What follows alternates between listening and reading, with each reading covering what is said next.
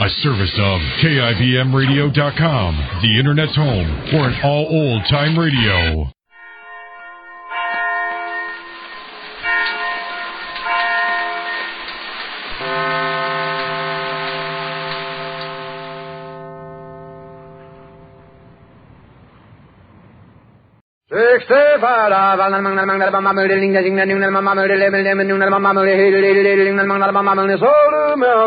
The Jack Benny Program, transcribed, presented by Lucky Strike. Be happy, go lucky, be happy, go lucky strike, be happy, go lucky strike today. I've made a resolution, friends, to get more smoking fun. I've switched to milder Lucky Strike for 1951. Ring out the old, ring in the new, a lucky year 'twill be, for we know fine tobacco counts an LSMFT. Be happy, go lucky, be happy, go lucky strike, be happy, go lucky strike today. Friends, are you happy with your brand? Here's why I ask. A recent 38-city survey shows that millions of smokers are not happy with the cigarette they're now smoking. Now, if this is true of you, and you want to be happy, go lucky. You see, fine tobacco, and only fine tobacco, always gives you both perfect mildness and rich, true tobacco taste. Everything you want in a cigarette. And LSMFT, Lucky Strike, means fine tobacco. Yes, every Lucky you light gives you complete smoking enjoyment. That happy blending of perfect mildness and rich taste. So be happy. Go Lucky. Start with a carton today. Be happy, go lucky, be happy, go lucky strike, be happy, go lucky strike today.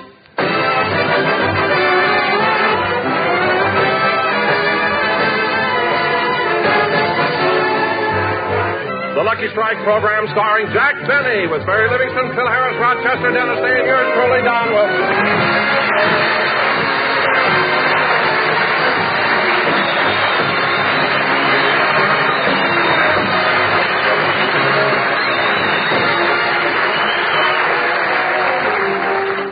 Ladies and gentlemen, in a few short hours, it will be 1951, and another year will have passed into history. Yes, as the saying goes, time and tide wait for no man. So now we bring you a man who hasn't tried his luck with tide, but who has licked time, and here he is, Jack Benny.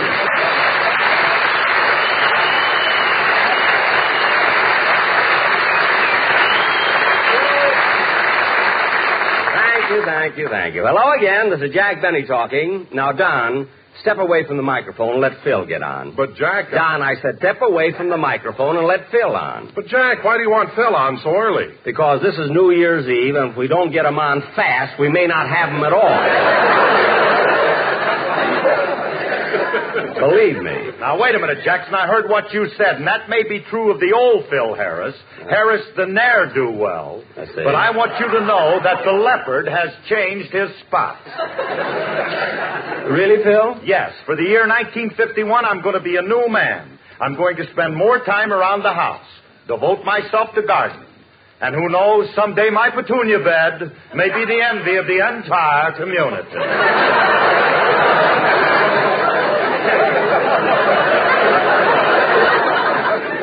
Phil, there is nothing more soul-satisfying than planting a seed. Watching the little plant push its tender leaves through Mother Earth and blossom into a fragrant flower. Phil, let me look at something there, will you? A colorful bloom, lifting its dew-kissed petals toward the warmth of the morning sun. Nature in all for its heaven's glory. sake, Phil, you've got a script from Life Can Be Beautiful.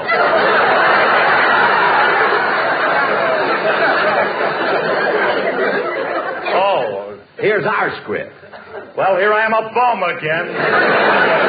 Yeah. Jackson, tonight are we going Wait till I walk back to my microphone. Now cut that out! Musicians. Jack, they were whistling at me. Oh, hello, Mary. Hello, Jack. Happy New Year. Happy New Year, Mary. Happy New Year, Don. Same to you, Mary. Happy New Year, Phil. Phil? Phil, what are you daydreaming about? Have you noticed the rich crimson colors of the poinsettias this year? Phil, put down that script. What script? I'm auditioning for a seed company. Well, not now. We have a very special sketch to do tonight. Oh, Jack, What? I got a letter from Mama this morning, and she wants me to thank you for the Christmas present you sent her. Oh, good, good. Your mother. What does the Harriet Craig of Plainfield have to say? I've got it right here. I'll read it to you. My darling daughter, Mary, just a few lines to let you know that we had a wonderful Christmas and hope you had the same. Please thank Jack for the present he sent us. It brightened up our whole Christmas. What did you send them, Mary? A light bulb. 60 watts. Tell Jack we appreciate it very much, and it goes with the socket he sent us last year.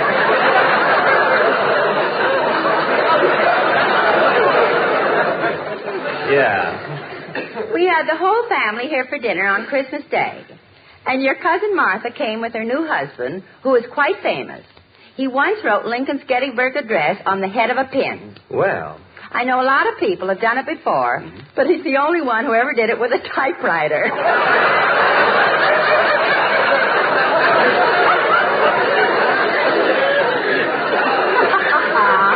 Well, now that's ridiculous. What else, Mary? We've had a terrible cold spell, and it's been causing a lot of damage on the farm. For the last few weeks, we've been getting nothing but broken eggs. Broken eggs? The ground is so cold, the hens are laying them standing up. Gee. Your mother's really going tonight, isn't she?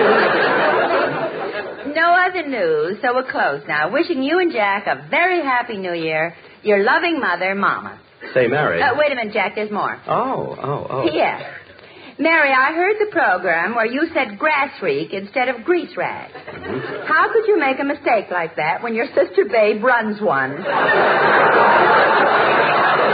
know, Mary, one thing about your mother. Come in. Well, look who's here. Well, hello, Dennis. Do you mind if I sing my song right away? I'm in a hurry. In a hurry? What for? This New Year's Eve, Bub, I got to keep rolling. What? Want to have a quick one with me, Phil? Dennis! Step aside, kid.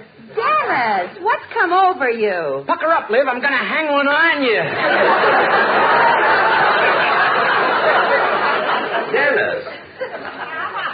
Dennis! What happened to you? When I got off the bus, I bumped my head. Oh. It feels so good, I hope I can get the same bus going home. I hope so. It was a Sunset bus. Look, Dennis. Once I did it on the Wilshire bus. What a hangover. All right. Now, hold it. Dennis, what did you say when you first came in here? Oh, I said, can I sing my song now? I'm in a hurry. Look, kid, I heard your song at rehearsal, and the orchestra was out of tune. Hold it, Scrooge. Hold it. Scrooge? Look, Jackson, you can stop being sarcastic because in 1951 I'm making a lot of changes to improve the band. I'm adding some new musicians. Really? Yep. I'm adding another pianist, 2 violinists, a clarinetist, a harpist, and a chiropodist.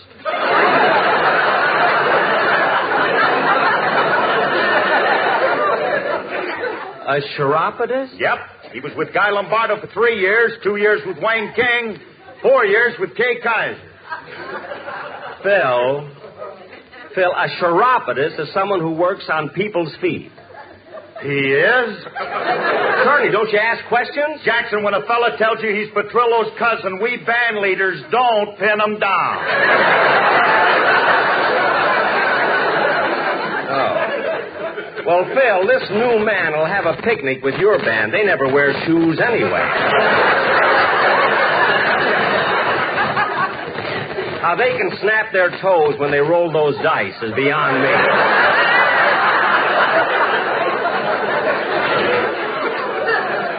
How do you do it? You know, boys, Phil, these boys of yours are absolutely amazing. Lucky for you the phone rang because I had 3 more that were pips in here. Hello? Hello, Mr. Barry. This is Rochester.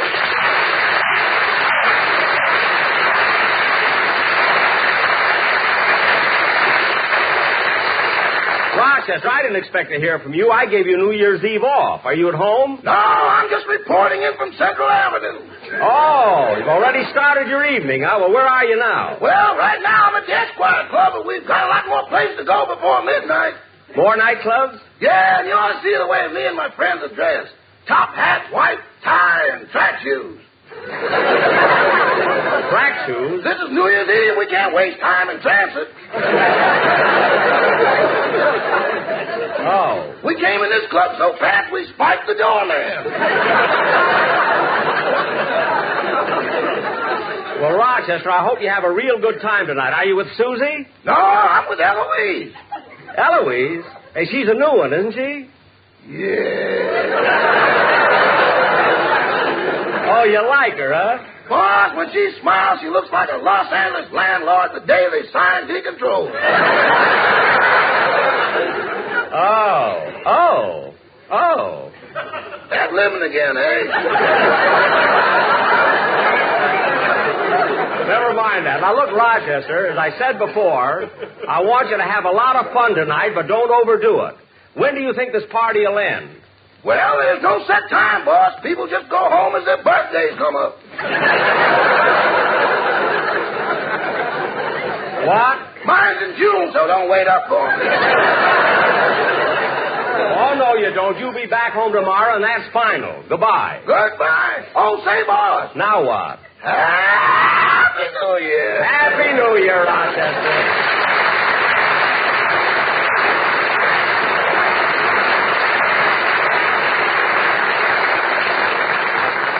Gee, Rochester is so fortunate. New Year's and his day off come at the same time. And now, ladies and gentlemen, since this is New Year's Eve, we are going to revive an old custom and present another. Oh, Jack. Yes, Don? Before you do the sketch, I think we ought to have a commercial. A commercial? By all means. Is the Sportsman Quartet here? Oh, yes, Jack, and they prepared a number that's quite appropriate for the new year. It's all about New Year's resolutions. Well, that's very clever. I was afraid they'd have something about the 4th of July in here. Go ahead, boys. Let's hear it.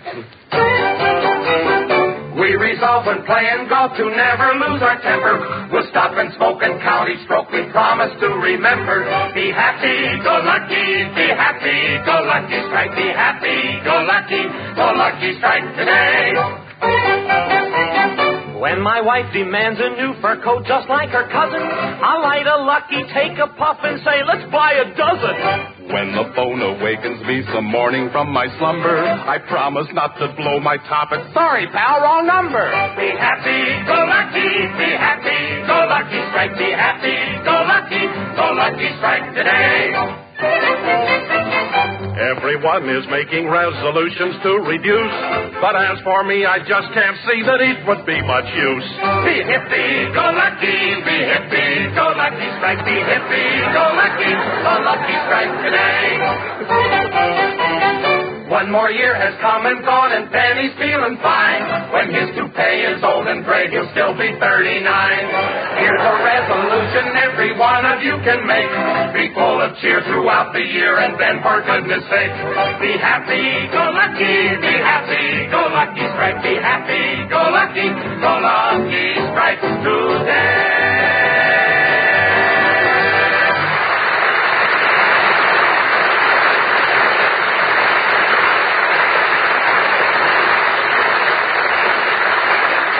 Very good, Don. Wonderful. And sportsman, Happy New Year. Happy New Year. Don, they talked. This is wonderful. Hey, come over here, fellas. Mary, say Happy New Year to them. Happy New Year, boys. Happy Year. New. Oh, darn it, the tenor got in the wrong place. Maybe we'll get it right next year. And now, ladies and gentlemen, as I started to say, since this is New Year's Eve, we are going to revive an old custom and present our New Year's fantasy entitled The New Tenant, or Goodbye 50, Hello 51. Now, I will play the part of the old year, 1950. And, Don, you will be the world. Oh, Jack, every time you do one of these fantasies, you make me play the world. Just once, I'd like to be the little New Year. You play the part of the little New Year? Don, that's ridiculous. Ridiculous? Why? I could wear a diaper, couldn't I? Don, you not only can't wear a diaper now, but there's a great element of doubt in my mind that you ever could. So you'll play the part of the world. Just come dressed in your latitudes. Or if it's cold, wear your longitudes. Now, let's see. Jack, What? how come you're getting most of the jokes in the program today? My writer did that instead of buying me a Christmas present. Cheap guys. Now, Phil, you will play the part of Uncle Sam, and Mary, you'll be Uncle Sam's wife, Columbia. Now, you and Uncle Sam have 48 children. 48 children? Wait till Alice hears about this. It's only a play. Now, Dennis, I have a very difficult part for you. We have? Yes, you will be several of the foreign countries in the United Nations, such as France, Oui, oui. England, Rather. Mexico, Buenas noches, senor. and Russia. How do you do?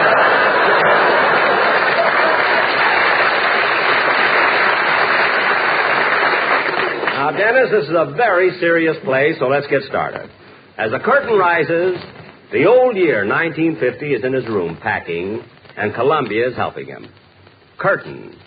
Music.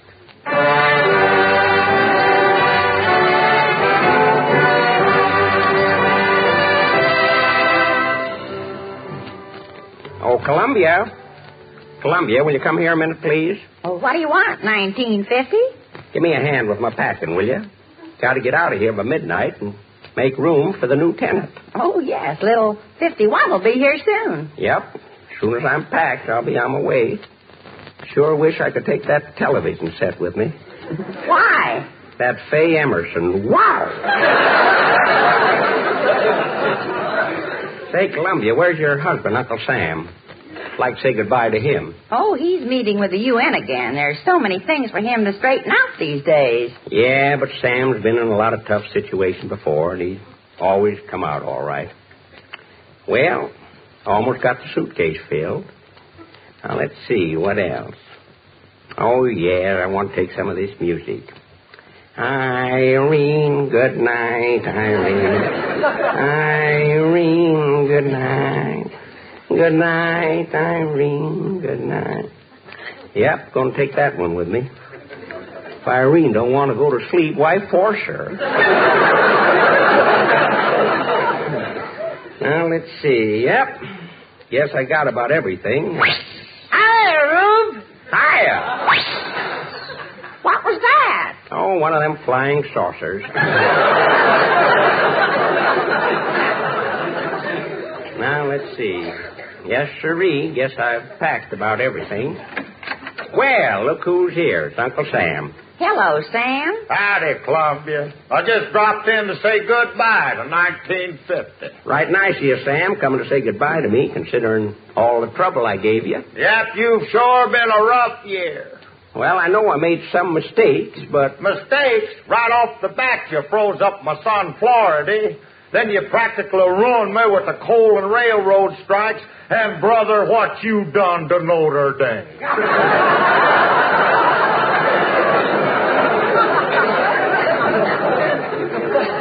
Now, don't be too hard on 50, Sam. He did his best. Well, thanks, Columbia. Cried anyway. Well, I better get going. Say, don't forget to say goodbye to my 48 kids. I won't. They're my favorite little... Hey, wait a minute. Hey, Columbia, how come you're sitting there knitting? Oh, ain't she told you? Told me what? We're expecting 2 more, Hawaii and Alaska. Where? Kind of tough knitting woolen underwear and brass skirts at the same time. Hey, that's pretty good. Hello, everybody. Well, if it ain't the world. Hello, world. How's the universe treating you? No, I don't know. Say, World, you don't look too happy. Well, I haven't been feeling so well lately.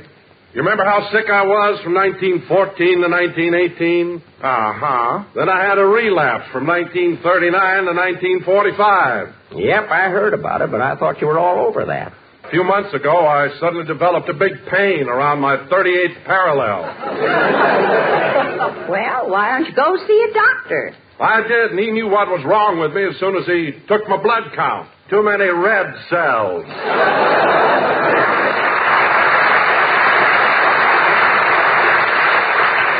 I'll feel a lot better if they'd get something accomplished downstairs in the UN. Say, they're having a meeting there now. Let's open the door and listen. Order. Let's have a little order for the next speaker. Look, the Russian delegate is getting up. Yeah. People of the world, gentlemen and comrades, we of the Russian Soviets wish for peace, and we are prepared to make a fair compromise. All we ask is a small buffer area. Of course, this would mean moving the 38th parallel slightly. We would like to move it somewhere around Alabama and Mississippi.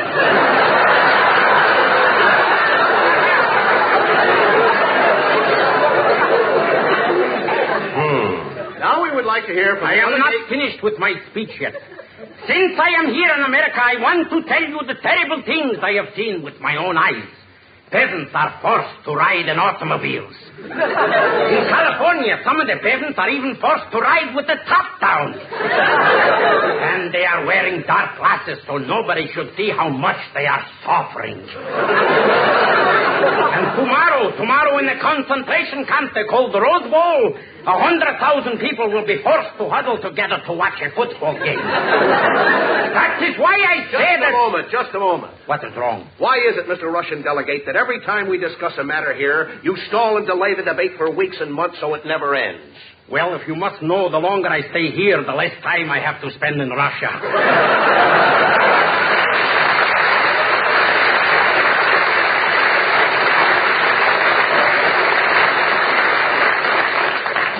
Close the door, Sam. I've heard enough.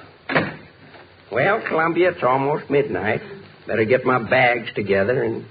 Say, the New Year's coming a few seconds early. What do you mean, old-timer? Look out the window. Here he comes now without any clothes on. Just a cloth rack around him. Hey, are you the New Year? No, I'm on my way home from Santa Anita.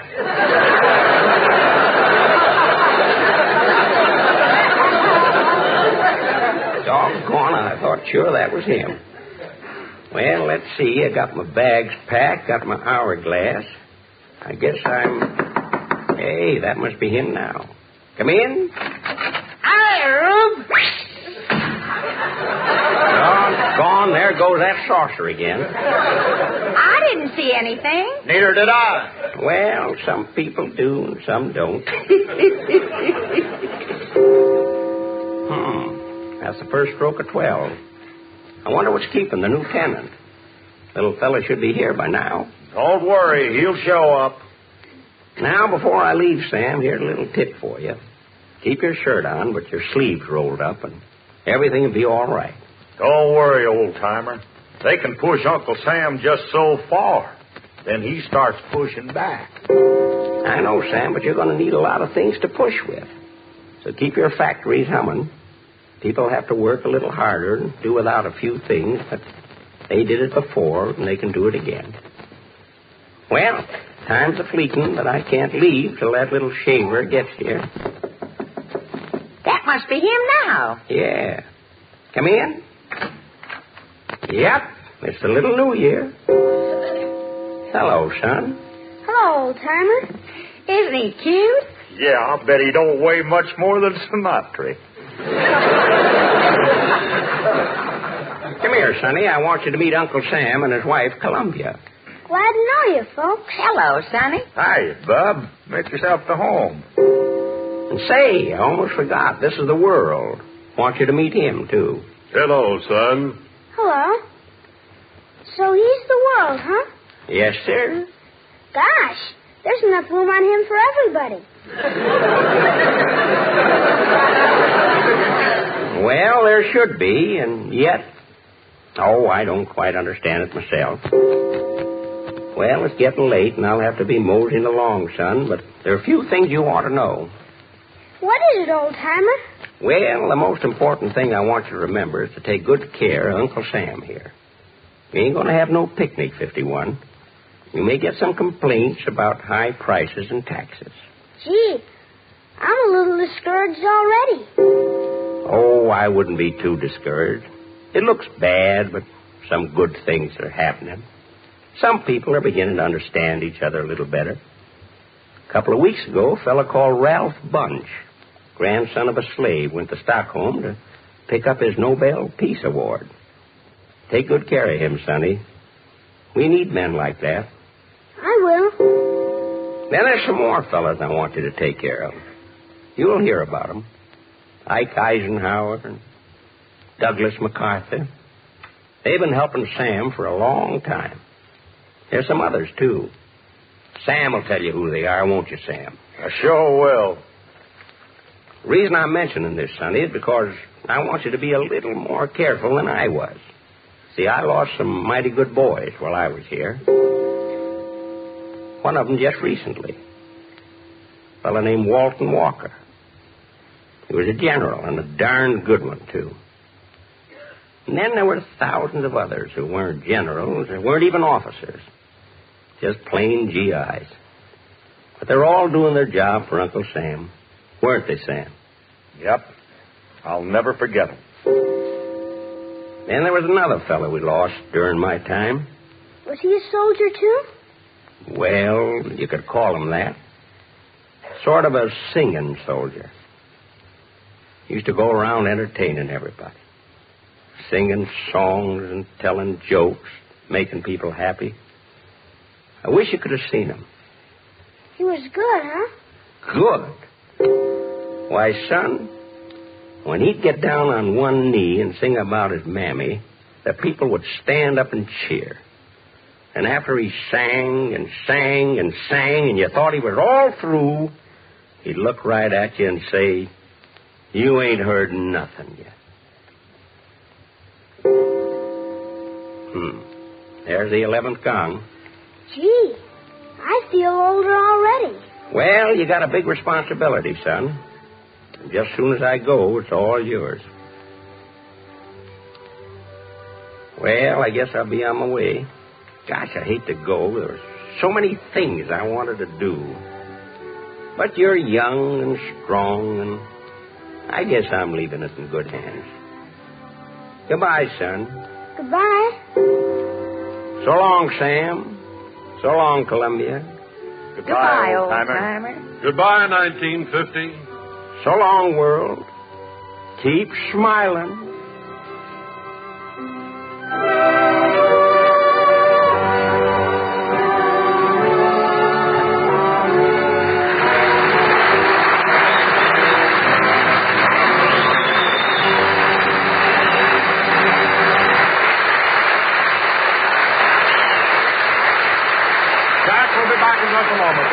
Let's throw our cares to the winds and join a Happy New Year's party. Be happy, go lucky, be happy, go lucky, strike, be happy, go lucky, strike today. The bells will ring, the whistles blow to celebrate this night. So let's all light a lucky strike and start the new year right. I'm Father Time, I'm leaving soon, so take my tip on parting for milder smoking all year through. Buy Lucky's by the carton. Be happy, go lucky, be happy, go lucky, strike, be happy, go lucky, strike today. Friends, enjoy your cigarette. If you're not happy with your present brand, and a 38-city survey shows that millions of smokers are not, smoke Lucky Strike. With every Lucky you light, you always get the happy blending of perfect mildness and rich, true taste that fine tobacco, and only fine tobacco, can give you. And remember, LSMFT, Lucky Strike means fine tobacco. So for all the deep-down smoking enjoyment you want and deserve in a cigarette, be happy, go lucky. Yes, in 1951, make every carton Lucky Strike. Be happy, go lucky, be happy, go lucky, strike, be happy, go lucky, strike today.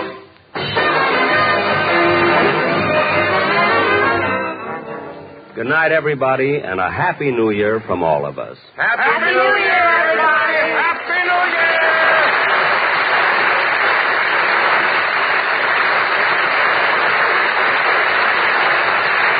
Be sure to hear Dennis Day in the day in the life of Dennis Day. Stay tuned for the Amos and Andy Show, which follows immediately. Transcribed, this is CBS, the Columbia Broadcasting System. 65.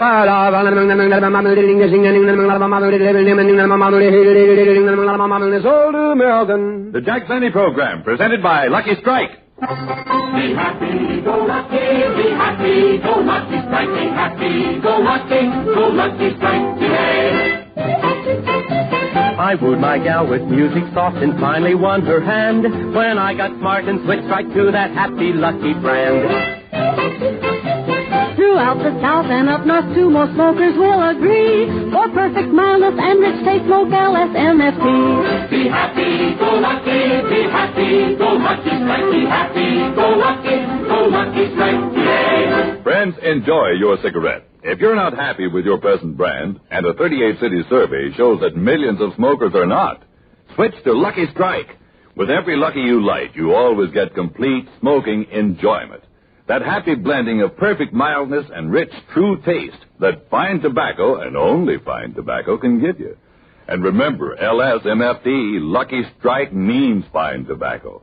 So for all the deep-down smoking enjoyment you want and deserve in your cigarette, be happy, go lucky. Make your next carton Lucky Strike. Be happy, go lucky, strike, be happy, go lucky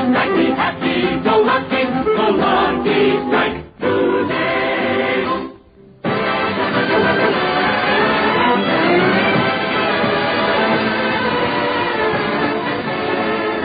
The Lucky Strike program starring Jack Benny with Mary Livingston, Phil Harris, Rochester, Dennis Day, the Sportsman's Quartet, and yours truly, Don Wilson.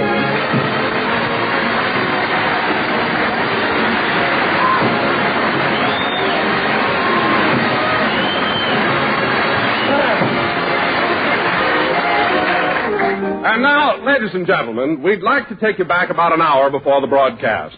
At the moment, Jack is in his dressing room talking to Rochester. Say, Rochester, the rehearsal went pretty good today, didn't it? I guess so. I thought the script sounded very funny, didn't you? It was all right.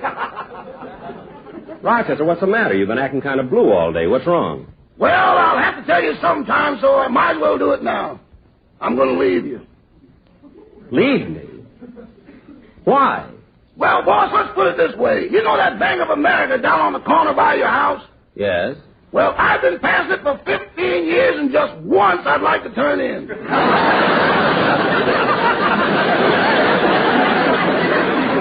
Oh, stop. You get everything you want, a nice home, food, clothes. Besides that, I give you pin money. I know, but stick me a little deeper, boy.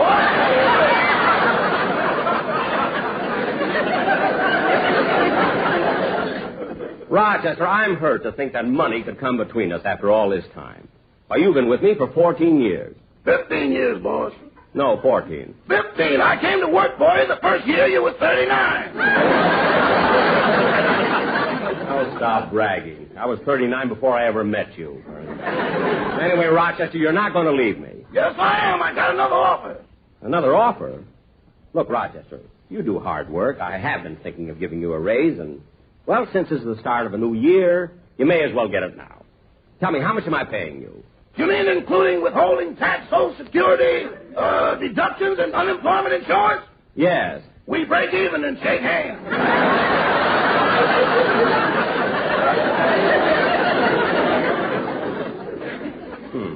Well, that's all going to be changed. Starting today, I'm giving you a $10 a week raise. What have you got to say to that? Oh, that's wonderful, boss. Wonderful. Excuse me a minute.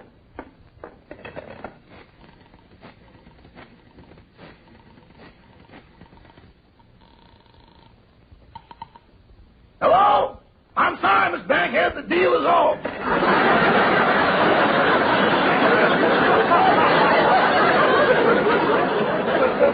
Now, Rochester, I know you're kidding. So stop making up a lot of things. Come in. Hey, Jackson, I finished rehearsing the band. Good, good. We're going to run through the script again? No, it isn't necessary, Don. Oh, I still have to rehearse my song. We'll do it later, Dennis. Come on in and relax a while. You know, fellas, I was thinking that perhaps we could... Oh, Phil, for heaven's sake, watch what you're doing. You're mussing up my hair. I'm sorry, Jackson. I didn't see it there when I sat down. Well, be more careful next time. Throw it up in the air, Phil. I've got my slingshot. Now, cut that out. I wish you fellas wouldn't upset me right before the show. Oh, now, what's the matter, Jack? Why are you so nervous? Don, you know I'm always on edge right before a broadcast. Jackson, I can't understand you. What do you get to be nervous about? What? Why don't you be like me? Like you? Certainly. When I do a show, I just walk out and stand in the middle of the stage, look the audience right in the eye, and defy them not to like me. I should do that? Yeah, but first marry money like I did. I knew there was a catch to it. Listen, Phil, when I have to do... Come in. Oh, it's Mel Blanc. Hiya, Mel. Hello, Mr. Benny. Here's that $1 I owe you for the Rose Bowl game. Oh, thanks, Mel. Hey, Mel, you bet on California, huh? No, I didn't bet. Then why do you owe Jackson $1? I watched the game on his television set. All right. See you later, Mel. Yeah, so long. By the way, Don, you should have come over. Oh, I didn't have to, Jack. I was at the game. Oh. And it was really exciting. But the most thrilling thing of all was when Michigan won and they carried Coach Oosterban out of the bowl. That's right. Well, say, Phil, what did you win? Me? Yeah, I saw them carry you out, too.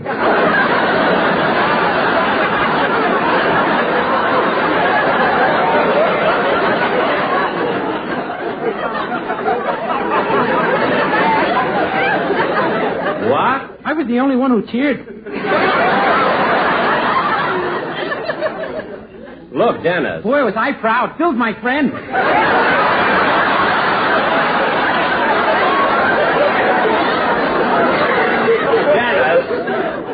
Dennis, you can stop being proud. Out of the 98,939 people at the Rose Bowl, your friend was the only one who didn't know Michigan won till January the 4th. That's your friend over there. Now, Don, would you do me a favor?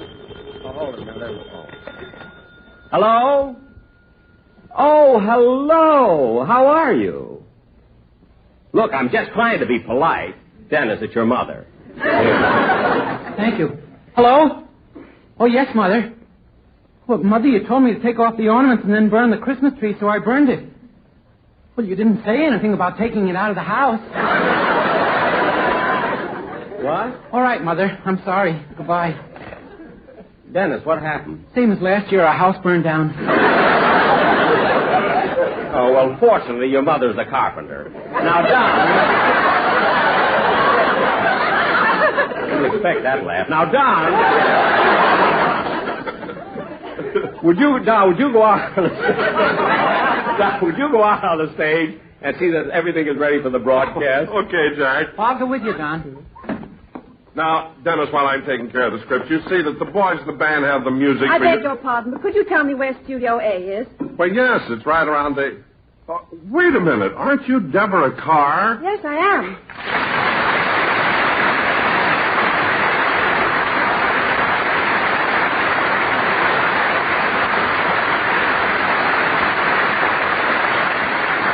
Well, I'm certainly glad to see you. I'm Don Wilson. Yes, I know. And this is Dennis Day, isn't it? Yes. Dennis, you know Deborah Carr. How do you do, Miss Carr?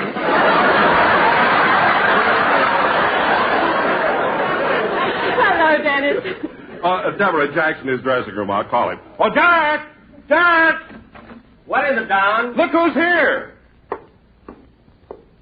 Well, if it isn't Deborah Kerr. Hello, Deborah. Hello, Jack. Jack, her name is pronounced Carr. Isn't it, Deborah? Yes, but that's all right. A lot of people make that mistake. What do you mean mistake? It's spelled K-E-R-R, isn't it? Yes, but in England it's pronounced car. Oh. Just like here in America you say Derby, and over there we say Derby. Oh, yes. Well, that reminds me. Yesterday I was in the Brown Derby, and I ran into Clerk Gable.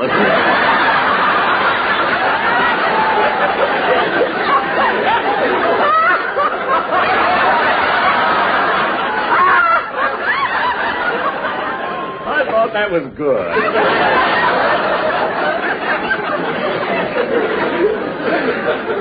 You know, he was having barst.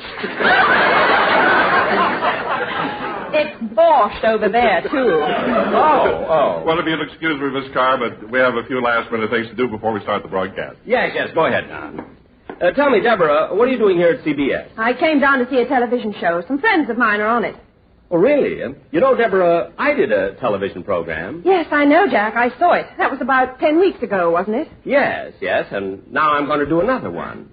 So soon?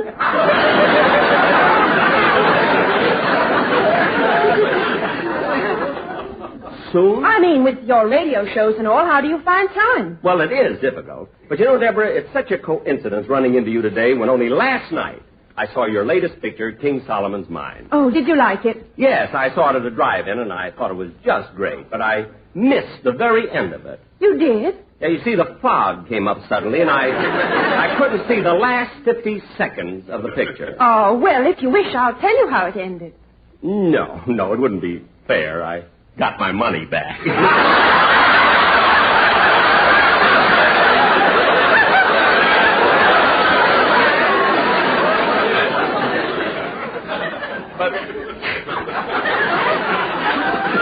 But Deborah, King Solomon's Mine was really exciting, and you and Stuart Granger were wonderful in it. But I must tell you a little secret. For a while, the producer was considering me for the part. Well, Jack, I'm certainly glad I got it. No, I meant Stuart Granger's part. I think. I would have loved to have gone to Africa. I bet you got a kick out of it. Well, most of it was fun, but we had one horrible experience. We ran into a tribe of savages. They were so fierce-looking, so wild-eyed, and so completely uncivilized. Oh, I never want to see a sight like that again. Then you better close your eyes. Here comes Phil Harris's musicians. Look out! What a gang. Yes, the one with the clarinet looks like an anteater.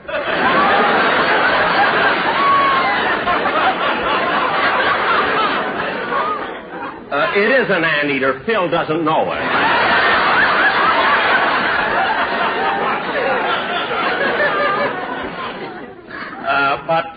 Now, Deborah, getting back to King Solomon's Mines, and believe me, I don't want to sound like a ham or that I'm envious of Stuart Granger, because I'm not. But if I had played that part, I would have done it a little bit differently. I would have sort of changed things around. But, Jack, you couldn't change the locale. No, Deborah, I didn't mean that. I would have kept it in that same place, in the heart of Africa, in the same treacherous jungle with the savages constantly singing their chants and beating their native drums. Yes, I would have done it something like this.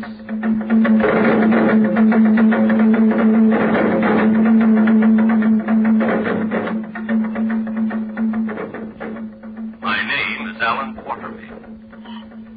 My business is leading safaris through the animal-infested jungles of dark Africa. For 12 years, I had lived among the savages in the Belgian Congo. I lived in a little village called Nairobi Sekarnyanjo, Kenza Poziga, Uganda Watusi, Tanganyika. My friend stopped writing to me because my address was driving him nuts. They couldn't remember my zone number.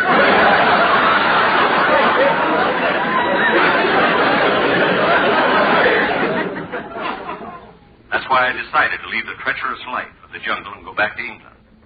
In fact, I was in my hut packing, happy in the knowledge that I would soon stop hearing the monotonous beat of those infernal drums.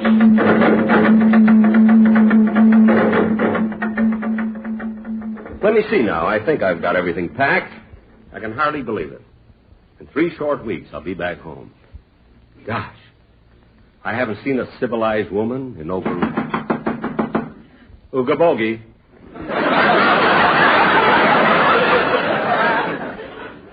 Yes, sir. It'll sure be good getting back. Ooga bogey. Doggone it, ooga bogey means come in. Those natives don't even understand their own language. I said ooga...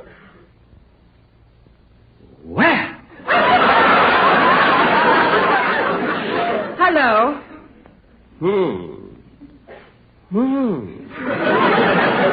Well, don't stand there staring at me. Aren't you going to ask me to ooga bogey? Yes. Come in.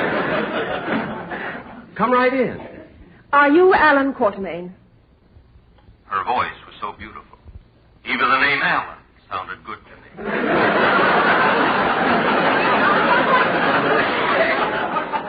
Yes, I'm Quatermain. What can I do for you? I heard that you're the best guide in Africa, and I want to hire you to lead a safari through the jungle. Well, you're too late. I was just packing to go back to England. But I've traveled thousands of miles to see you. I'm sorry, miss. My mind is made up. But you can't. You can't turn me down. It's a matter of life and death. Please, you've got to listen to me. I've come all this way to see you because you're the only one who can help me. So don't turn me down. Please. I beg you. I implore you. Please say you will do it. I need you. I need you. I need you. As she lay there, crumpled at my feet, exhausted from her dramatic outburst, I was confused. I couldn't tell whether she was after me or an Academy Award.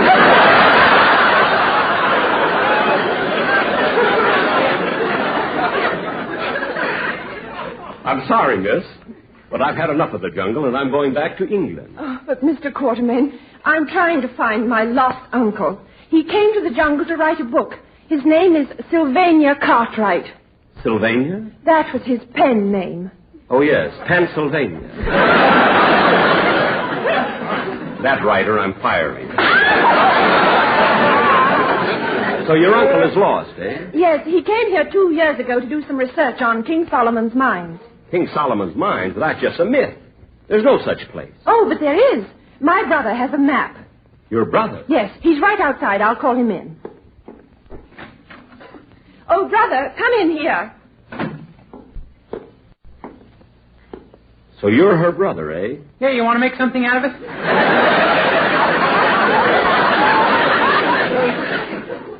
It was then I decided to go on this dangerous trek through the death-infested jungle, if only to lose him. All right, I'll go with you. But before we leave, you'll have to sign this register. Certainly. That's a pretty name. Deborah Kerr. That's Carr. Carr? Yeah, you want to make something out of it? Not wanting to cheat a hungry leopard out of an hors d'oeuvre, I didn't lay a hand on him.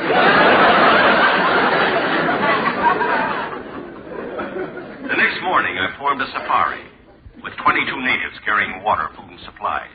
We set out on our dangerous journey. For miles and miles and miles, the natives sang their tribal chant as we hacked our way through the jungle.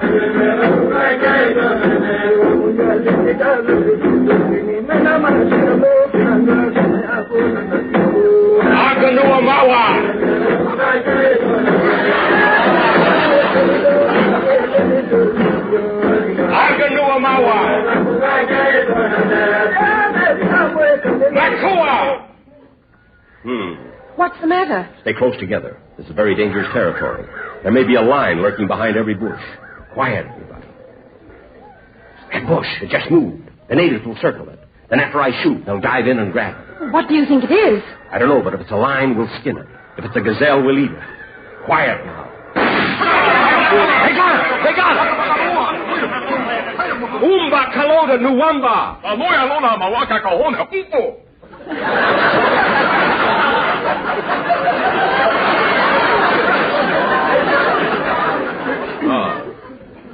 Well, at least the natives can eat. What did you shoot? Your brother.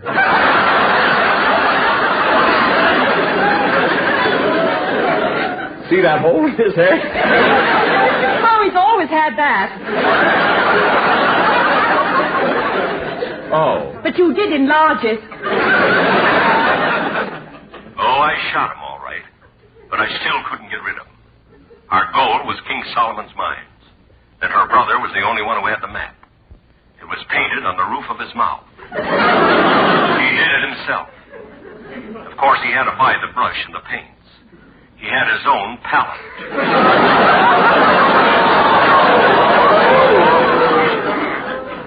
When I heard myself saying a thing like that. I knew the sun was hotter than I thought.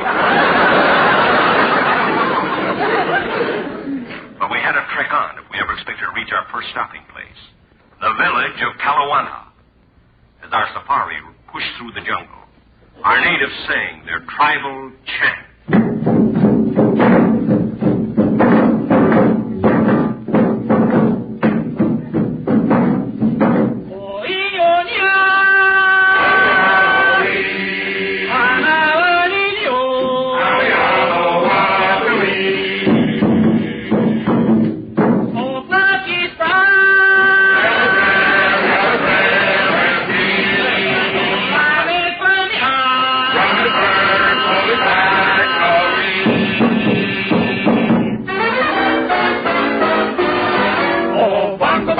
We don't want to leave the Congo, no, no, no, no, no, no, no, no.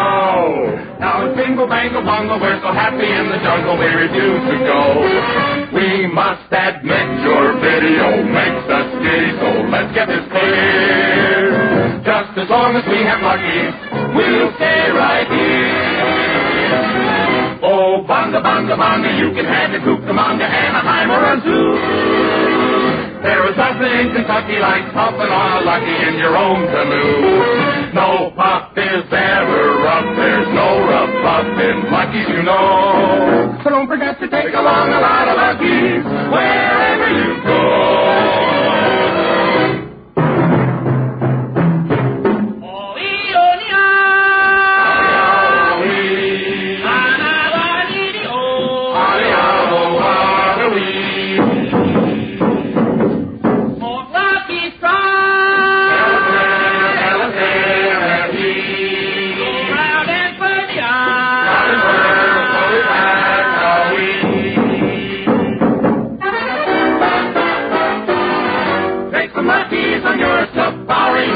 Take a lot or you'll sure be sorry.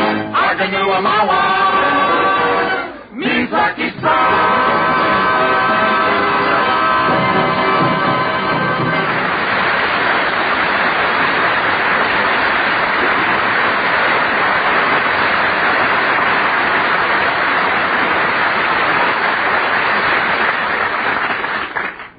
When the natives finished their chant, I thought I heard people applauding.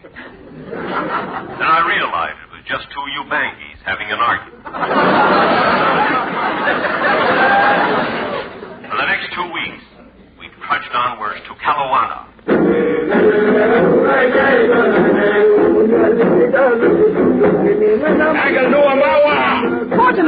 Quartermain. What is it, Deborah? Look at that strange little bird up in that tree. Where? There.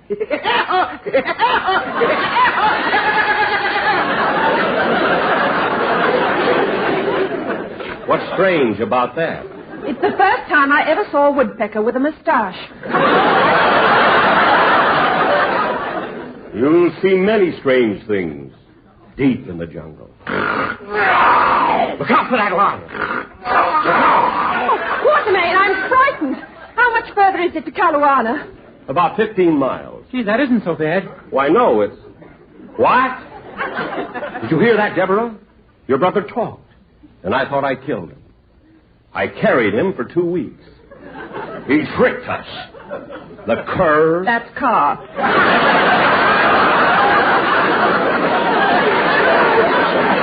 Oh, yes. Come here, brother. Open your mouth so I can look at the map. Come on, open your mouth. Wider. Wider. Not you. I'm sorry.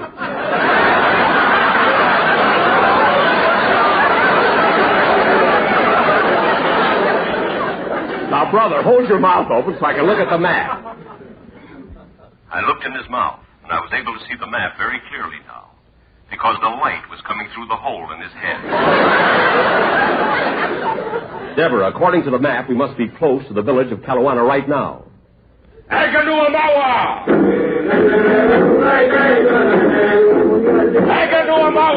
Quartermain, wait. Akua! What's wrong, Deborah? I can't go on. I'm so thirsty. I must have something to drink. Well, I was saving this for myself, but here, you can have it. What is it? Snake milk. Snake milk? How in the world do you get snake milk? Oh, the usual way, but you need a very low stool.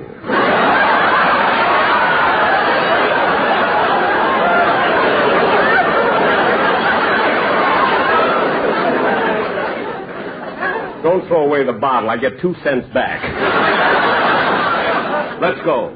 Aganuamawa! Aganuamawa! Lakua! What's the matter, Quartermain? We must be near the village. Look, there's a horse.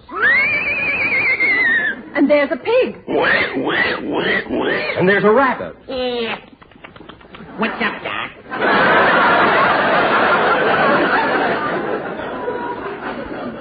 We really didn't see those animals. But if you think I'm going to pay Mel Blanc just to do a lousy woodpecker, you're crazy.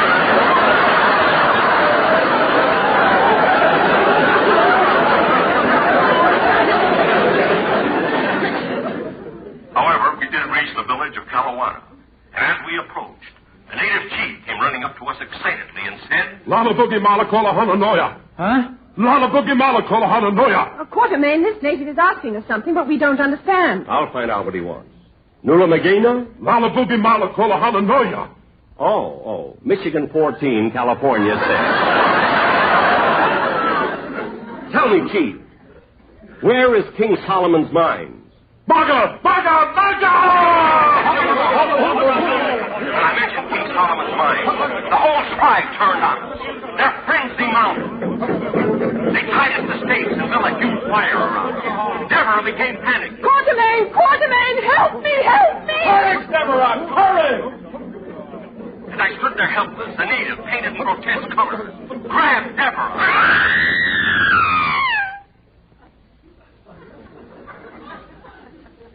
Ladies and gentlemen, this exciting epic of the jungle will be continued next week. Will Jack and Deborah escape from the cannibals? Will they find King Solomon's mines? Will Mel Blanc get paid? Tune in next Sunday for the closing episode of King Solomon's Mines! With our special guest star, Deborah Kerr. That's Carr. Oh, yes.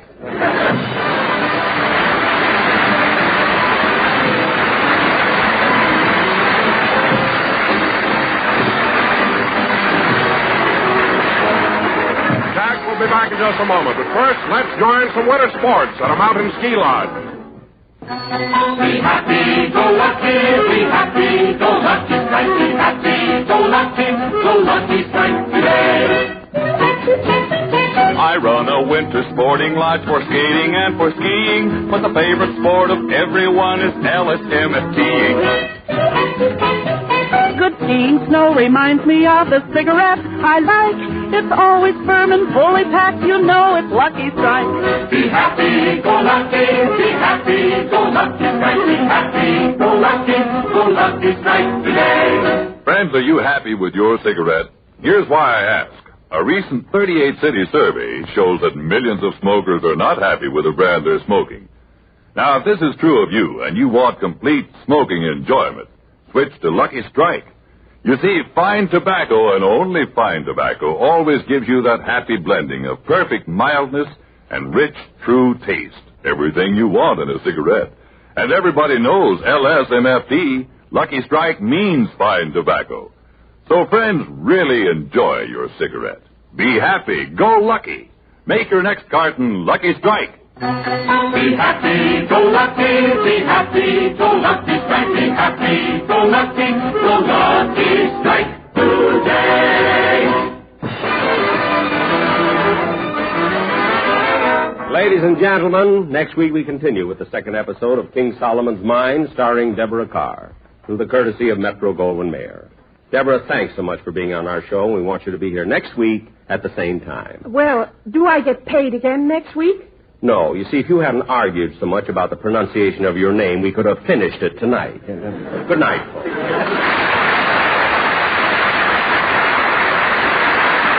Ladies and gentlemen, when a fellow needs a friend, he needs a helping hand.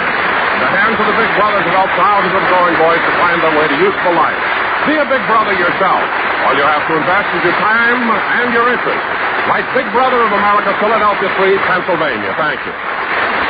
Be sure to hear Dennis Day and a Day in the Life of Dennis Day. Stay tuned for the Amos and Andy Show, which follows immediately. This is CBS, the Columbia Broadcasting System. Answer the phone. Don't answer it yourself. Can't you see I'm passing your overalls? Okay. Hello? How do you do? This is the Take It and Go quiz program. Quiz program? Yes. Can you answer this question? Who discovered America? Columbus. Christopher Columbus. Right! And for answering that question correctly, you have won $15,000 in cash, a new 1951 Cadillac, an electric dishwasher, an 8-piece bedroom set, a cedar chest, your house painted inside and out, an 18-foot motorboat, a 16-carat diamond ring. Henry, why did you hang up? Look what time it is. I want to listen to Jack Benny.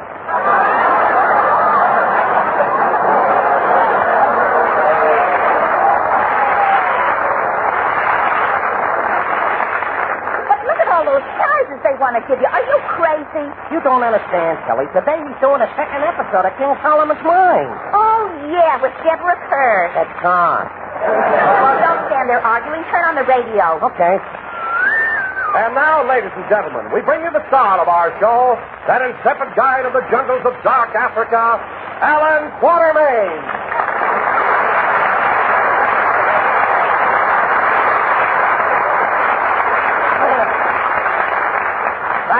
Thank you. Hello again. This is Alan Wait a minute.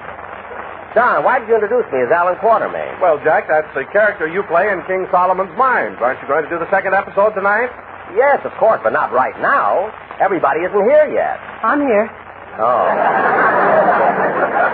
Well, Dennis, I'm so glad you are. Believe me, I don't know what I'd do without you. My mother said you'd kill yourself. Your mother. By the time she realized that I'm the star of this show. Oh, I know you're the star of the show, and I want you to know I appreciate everything you did for me. Well, thanks, kid. You gave me the opportunities. You guided me and taught me everything I know. Oh, Dennis, please. Oh, no. I'm not the kind who forgets. You picked me up 12 years ago when I had nothing. Oh, Dennis. And now I have $38. $38? Which I save for my own show.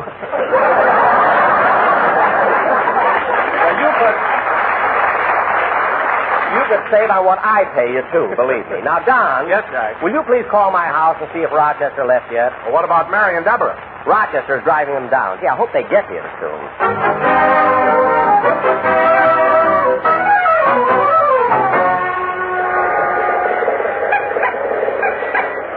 Is it too windy in the back, Miss Livingston? Not for me. How about you, Deborah? I'm fine, thank you.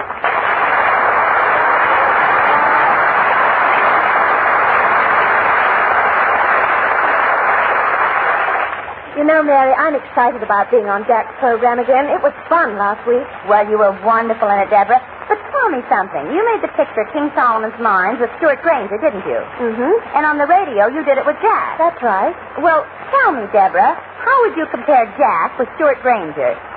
Well, Mary, I don't think comparisons are fair. After all, look at their ages. Stuart Granger is 32, and 7 years makes a lot of difference. 7 years? Did Jack tell you he was 39? No, 25. Oh, no. If Jack gets any younger, CBS won't have to buy him. They can adopt him. Deborah, how did rehearsal go yesterday? Oh, fine, Mary. Jack is wonderful to work with. But we have one love scene where we're supposed to kiss, and I asked him to cut it. Why? Well, with his glasses, when you get that close to him, you feel like you're window shopping.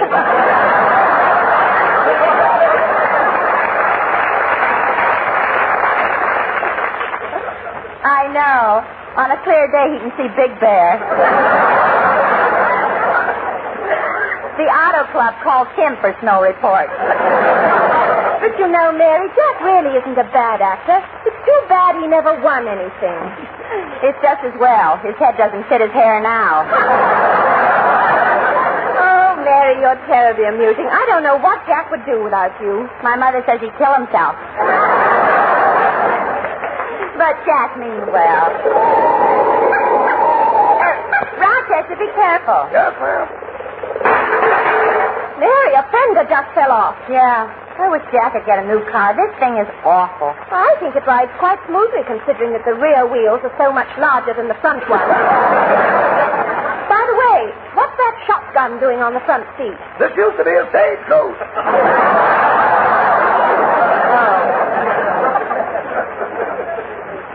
Mr. Benny still has a contract to carry the mail between Santa Monica and Malibu. Rochester. Neither flatten the blowout in the dirty windshield shall save the carrier from his appointed round. Rochester, stop being silly. There goes a hubcap. Rochester, we lost a fender, a hubcap, and a tail light. I know. Well, aren't you concerned about all those things falling off the car? No, this is the molding season. Rochester, please go a little faster. We're late already, and Jack must be worried about us.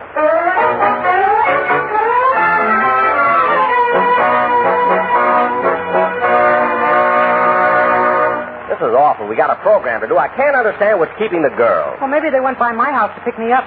Oh, did you tell them to? No. Then why would they go to your house? They're both nuts about me. Oh, for heaven's sake, Dennis, how can you say such stupid, idiotic things? Both nuts about you. Mary thinks you're a silly kid, and Deborah doesn't even care. That car. Now cut that out!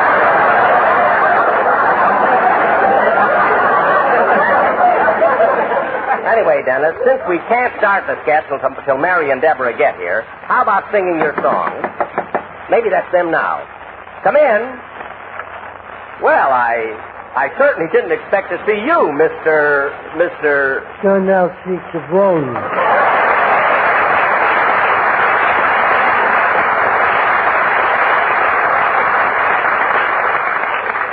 John, what are you doing here? I just dropped in to tell you the good news. I just got a job. A job? Yeah. I'm going to be a nurse at Brahms Chinese Theater. And not sure it's Grauman Chinese, eh? Well, good. I sure was lucky to get it. There was a lot of people there before me. They must have been waiting a long time. Well, how do you know? I could see their footprints in the cement.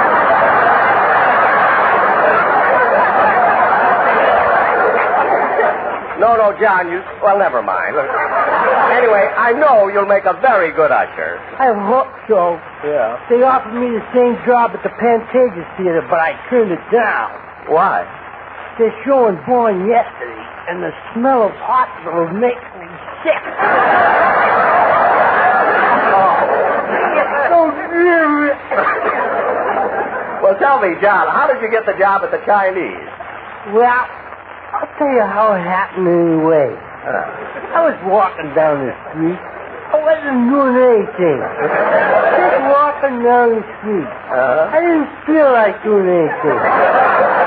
Just walking down the street. All of a sudden, a fella comes up to me and says, "Hey, you." I said, "Who?" He said, "You." I said, "Me?" He said, "Yeah." Can't you see I'm busy? Busy? I was counting the cracks in the sidewalk.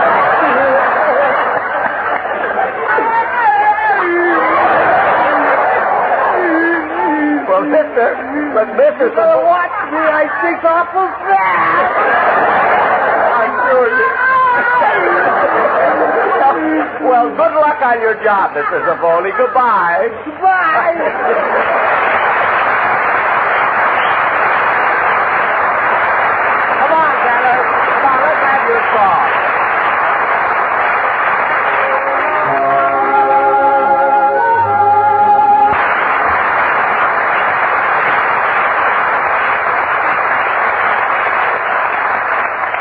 That was Tennessee Waltz, sung by Dennis E. Day, and accompanied by a 3-star Hennessy orchestra. Hey, that was a pretty good ad-lib, wasn't it, Dennis? Yeah, it even got a big laugh at rehearsal. Dennis, you weren't supposed to tell. You know, sometimes you do... Hey, Jack, we're here. Oh, hello, Mary. Hello, Deborah. Hello, Jack. Dennis, you're here. We went by your house. You see? All right. Now, girls, you got here just in time because we have to do our play. Now, Mary, in this episode, you're going to be a native princess. And Dennis, Yes? you're going to be Deborah's brother, the same as last week. Now, go ahead, Don. Introduce the play. Okay. Ladies and gentlemen, tonight the Jack Benny Jungle Art Players bring you the second episode of that thrilling saga of darkest Africa, King Solomon's Mine.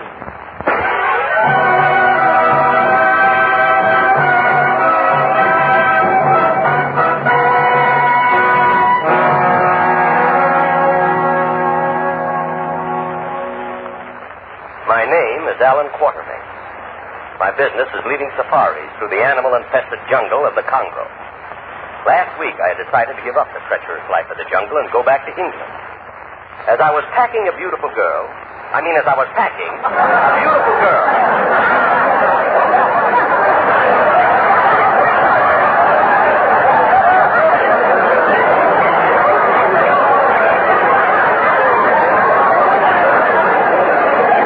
As I was packing, a beautiful girl with flaming red hair came to my hut.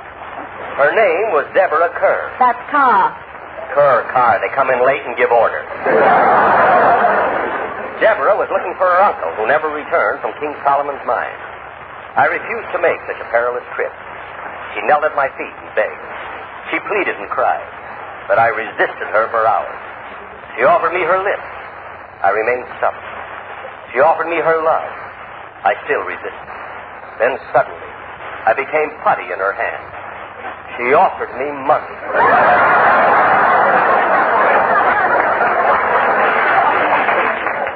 18 days later, with our food and water nearly gone, we arrived at the village of Kalawana. As we entered the clearing, the savage cannibal tribe turned on us. Quartermain! Courage, Deborah, courage! Quartermain, don't let these cannibals torture me. Do something. Talk to them. I will, Deborah. I will. Ogula Kanagu, Wagu Kanoya, Makula. Umbaga Waga Lamoa Atuna Tanako. Quartermain, these cannibals are vicious. How are we going to get away? Quiet, Deborah. I'll amuse them. I'll tell them a limerick. They love those. It worked. It worked. They've gone. Oh, that's wonderful. What was the limerick? I can't tell you. It's dirty. It really wasn't. But I like to drive the CBS censor nuts. The next day, Deborah, her brother, and I started out again on our search for King Solomon's mine. Aganuamawa! Aganuamawa! Makua! Why is your sister lagging behind? Shall I go get her? No, she's 10 feet away and you'd only get lost. You're always getting lost. I didn't see you all day yesterday. Well, yesterday was Saturday. Well, what about her? I had to go back and do my own show. I was glad he had returned because the map to King Solomon's mines was painted on the roof of his mouth. And I was the only one who knew which one of his heads it was in. Brother, you wait here. Deborah, you keep lagging behind. Here, let me help you. Don't you touch me. What? I hate you, do you hear? Hate you. Hate you. Hate you. But why? I'm trying to help you. Why do you hate me? Because it happens in all pictures. I have to hate you first so I can fall in love with you later. That didn't seem to make sense. In the horn blows at midnight, they loved me in the beginning, but hated me when it was over. I couldn't understand it. What are you mumbling about? Nothing. Aganuamawa!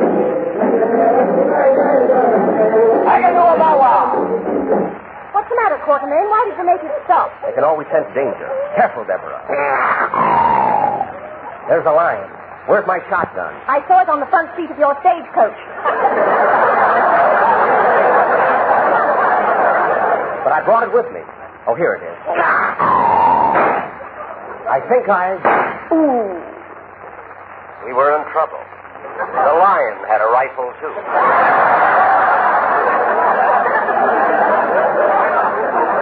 We must get away. Aganuamawa!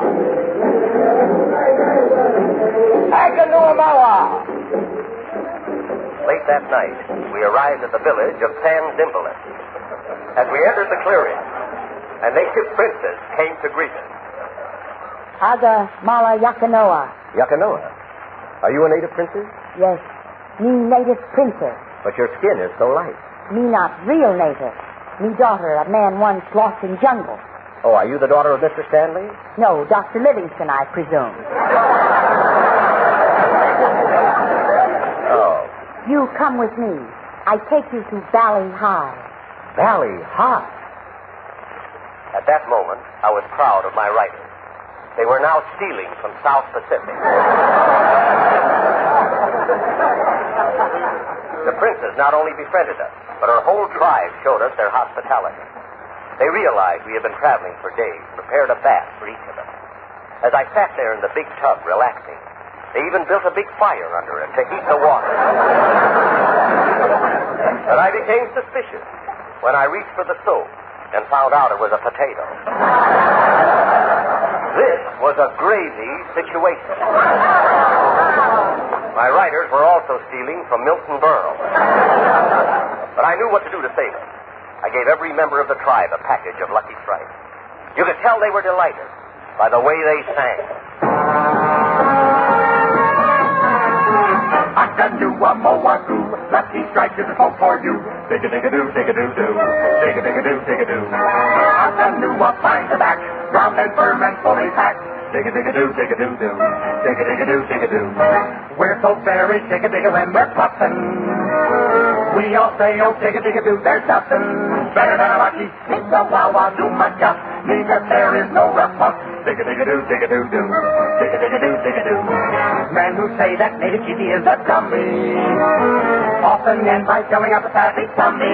Get the baking soda. We eat man, and when we're through, we all smoke his lucky stew. Dig-a-dig-a-doo, dig-a-doo-doo, dig-a-dig-a-doo, dig-a-doo. Be-ma-wa, go on, see, be-ma-wa, go yum-bum-day, be-ma-wa, go on, see, so lucky inside you. Dig-a-dig-a-doo, dig-a-doo-doo, dig-a-dig-a-doo, dig-a-doo-doo, dig-a-dig-a-doo, dig-a-doo-doo, dig-a-dig-a-doo-doo, dance.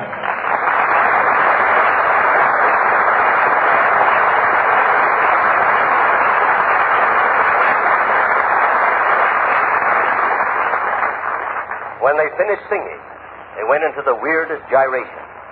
We stood there spellbound, watching them do their native dance. Woo-woo-wop, woo-woo-wop, woo-woo-wop, woo-woo-wop. Chugga-mugga-mugga with an elevating left, mugga-mugga-chugga with an elevating right, with a set, right, with a set, left, with a bunga-bunga-boo, with a hoo-hoo-hoo.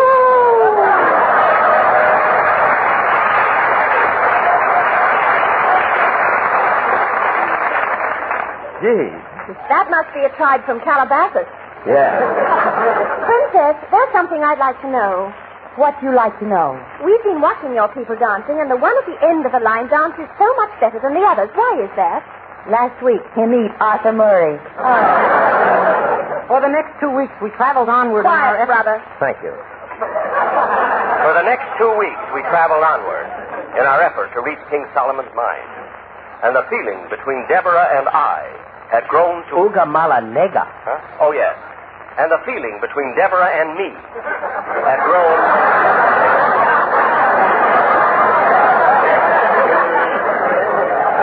had grown to be more than friendship. We was in love. Each night we sat in the darkness of the jungle, anxious to show our feelings towards each other. But her brother kept coming between us. Twice I kissed him. During the day, there was work to be done. Quatermain, what are you doing with that shovel? Where is my brother? No, it isn't that. Tomorrow we start across the desert to King Solomon's mine. So I'm digging a Hudson trap to catch some food. But that's just a hole. Why do you call it a Hudson trap? Ask your brother. Brother, why do they call that hole in the ground a Hudson trap? Because the animals have to step down to get into it. I wouldn't touch that joke with a 10-foot pole. The next morning, we set out across the hot, blistering desert. For 12 days, the sun beat down on us unmercifully. Our tongues were getting parched. Wait, Quatermain, wait. I can't go on. My throat is dry. I must rest. How far have we traveled in this terrible desert heat? 22 miles. Only 22 miles in 12 days. Aren't we moving awfully slowly? Oh, we'd have gone a lot slower if I hadn't lightened our load. Lightened our load? What did you do? I poured all the water out of our canteen. My first impulse was to crush his skull, but I didn't want to wrinkle the map.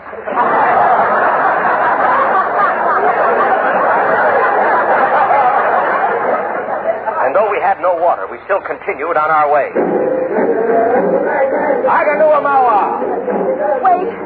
Wait, please wait. What's the matter? I just can't go on. We'll never reach the mine. This is the end, Quarterbrain. That's Quartermain. Oh. I begged her to continue. We had to find out what happened to her lost uncle.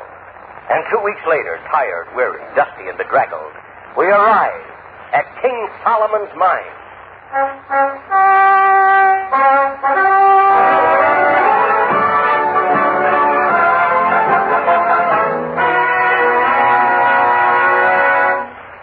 Gosh, Quartermain, look at all those diamonds lying around. Yeah. Stop kissing them and find my uncle. Here comes somebody now. What you do here? We're looking for my uncle. His name is Sylvania Cartwright. Was he here? Sylvania Cartwright? Yes, he here, but he go away. Away? Well, when did he leave? Maybe we can still catch him. Tell me, when he left here, did he walk? No, he went by car. That's Kerr. Stupid native. Well, Deborah, we got to King Solomon's mines, and your uncle is gone. So there's no use of us going any further. I know, but what can we do now? There's only one thing we can do. We'll finish it like all pictures. Kiss me. What? Come here, baby.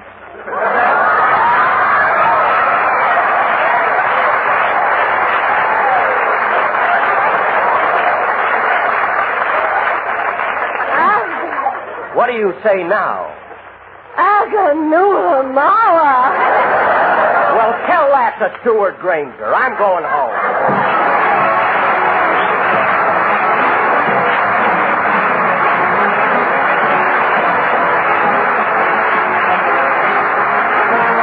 Jack, we'll be back in just a moment. First, let's visit our local movie theater. Be happy, go lucky, be happy, go lucky, strike, be happy, go lucky strike today. My girl is quite a movie fan. With Lucky's I will teach her that richer taste and mildness make a perfect double feature. There's only standing room tonight, and that's a happy fact. The movie's like a lucky strike, so firm and fully packed. Be happy, go lucky, be happy, go lucky strike, be happy, go lucky strike today. Friends, are you happy with your cigarette? Here's why I ask. A recent 38-city survey shows that millions of smokers are not happy with the brand they're smoking. Now, if this is true of you, and you want complete smoking enjoyment, switch to Lucky Strike. You see, fine tobacco and only fine tobacco always gives you that happy blending of perfect mildness and rich, true taste. Everything you want in a cigarette. And everybody knows LSMFT, Lucky Strike, means fine tobacco. So, friends, really enjoy your cigarette. Be happy. Go lucky. Make your next carton Lucky Strike. Be happy, go lucky, be happy, go lucky strike, be happy, go lucky strike today. Thank you, Deborah Carr, and good night, folks.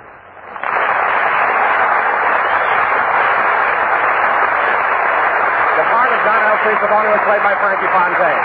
Be sure to hear Dennis Day and the Day in the Life of Dennis Day. Stay tuned for the Amos and Andy Show, which follows immediately.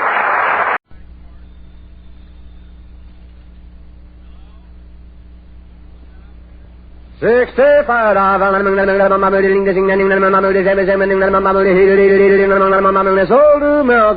Jack Benny Program, presented by Lucky Strike. Be happy, go lucky, be happy, go lucky strike, be happy, go lucky strike today. Now Venus is a gorgeous girl, but life for her is rough. A statue simply cannot smoke a lucky puff by puff.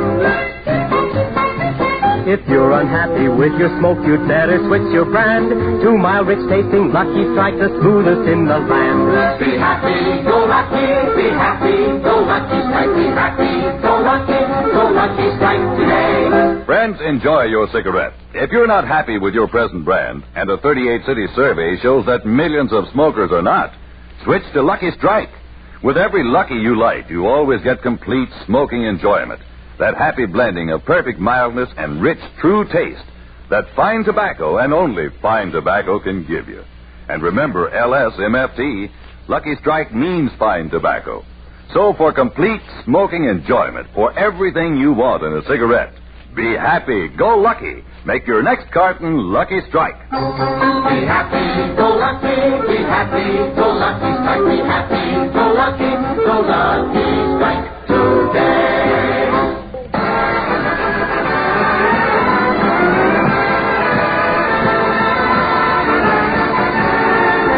The Lucky Strike program starring Jack Benny with Barry Livingston, Phil Harris, Rochester, Dennis Day, and yours truly, Don Wilson.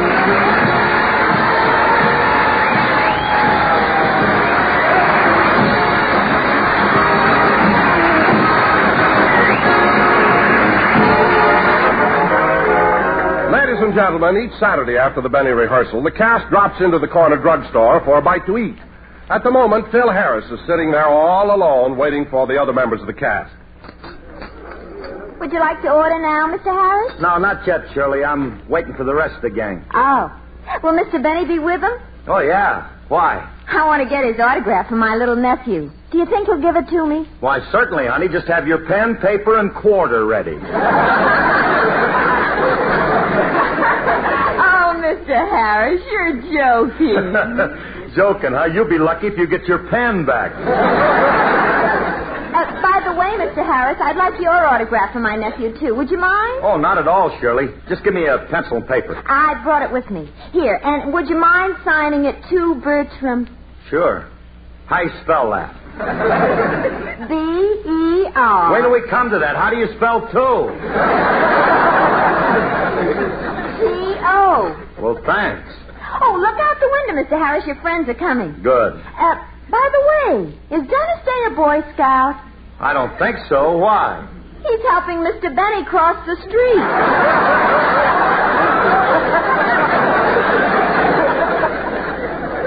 We all do that. January is Dennis's month. They're coming in now. Hey, fellas, over here. Oh, Phil. Hiya, Phil. We keep you waiting long? No, I only been here a few minutes. Dennis, we're in. You can turn me loose already. Come on, let's sit down.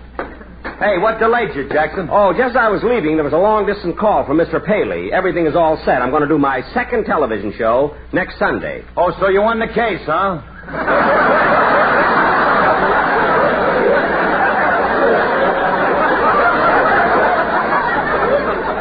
Stop being so smart. We have trouble getting the time. Yeah, I know. Well, anyway, Alice and the kids are going to watch it on our new set. A new television set? What kind you got, Phil? A Lieutenant J.G. That's nice. Now, kid. Hey, wait a minute. Ain't you going to ask me what kind of set that is? Not me. I'll ask you, Phil. What kind of a set is a Lieutenant J.G.? A small admiral.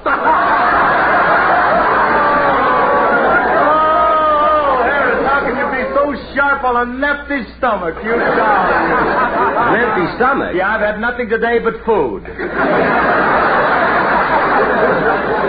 Pass me a menu. I think I can eat after that. Hey, we going to wait for Livy before we order? Oh, Mary won't be here for a while. She's calling the doctor to make an appointment for me. Well, what's the matter, Jack? Oh, nothing. I'm just going for my annual checkup. Are you gentlemen ready to order? I guess so. Let's see. Hey, I know what I want. A bowl of soup, spaghetti and meatballs, a cup of coffee, and some apple pie a la mode. I'll have a fruit cup, a green salad, the lamb chops and mashed potatoes, a glass of milk, and some 7-layer cake. Say, that sounds good. I'll have the same. The same as which? The same as both. Well, Don, I've never seen anyone like you. How can you possibly eat so much? It is rather amazing, Jack, especially when you consider the fact that till I was 6 years old, I was fed through a tube. Yes, I know, Don. That's the same tube they're now using for the 2nd Street Tunnel. I've been through it many times. There's still a little pablum stuck to the ceiling. What will you have, Mr. Day? Well, I think I'll have... Hold it, Dennis. Hold it. Huh? Before you order, I'd like to say something to you. What? Every time we come in here to eat, you order the craziest things. Things that make me sick to my stomach. Sick? Yes. Like the last time we were in here. They have 69 different items on the menu, but did you ask for any of them? No. You had to order a cucumber split. Imagine. Say, I think No, you won't. And you're not going to order that other favorite of yours either. Oysters with chocolate syrup. I mean, how can you do that? Why not? They're in season. I don't care about that. Starting right now, you're going to order sensibly, or you're not coming in with us anymore. You understand? Yes, sir. Now give the girl your order. Well, I'll have a chocolate malted milk with an egg in it. Well, that's better. One chocolate malted milk with an egg in it. I'd like the egg fried.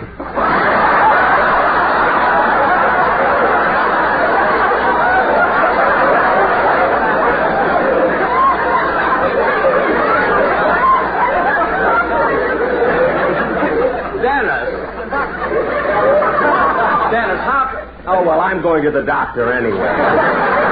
Hurry our orders, miss. Yes, sir. Hey, Jackson, look who just came in. Huh? Hello, Mr. Benny. Well, Mr.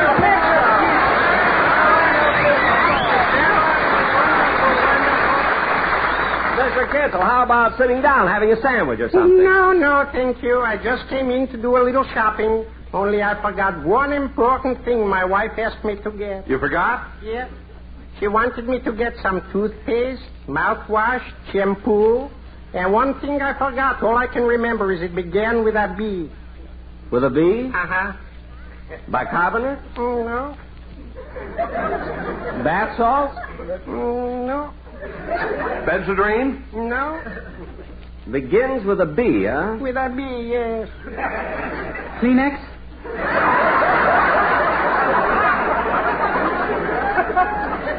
Dennis, don't be silly. Wait a minute, just a second. That's what I want. Kleenex. But, Mr. Kitzel, you said it started with a B. That's it. A box Kleenex.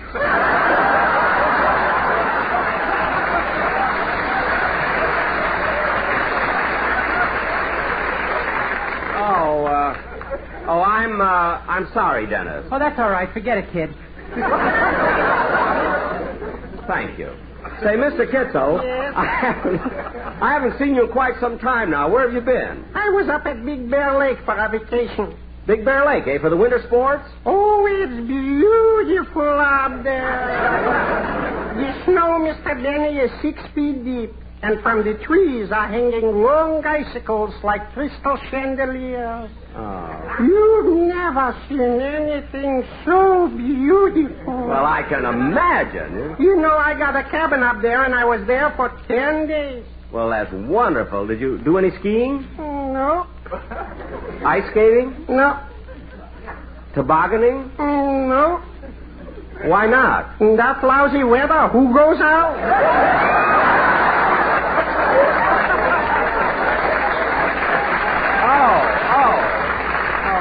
Well, goodbye, Mr. Benny. I've got to shop along now. Oh, so long, Mr. Kitzel. Goodbye.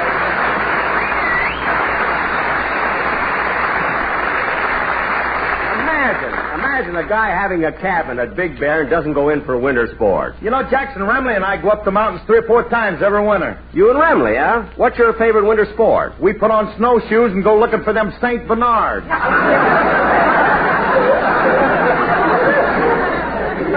Looking for St. Bernard? They don't always find you, you know. Look, Phil. We bring our own ginger ale. All right. Phil, look at. Don't drain too many St. Bernards tonight because we're having another rehearsal at 10 o'clock tomorrow morning. Don't worry, Jackson. I'll be there. And Dennis, you be there at 9:30 so I can hear you do your song. Oh, I've rehearsed it 3 times already. Do you want to hear it? In the drugstore? Well, there's a record in the jukebox. I'll play it for you. Okay, go ahead.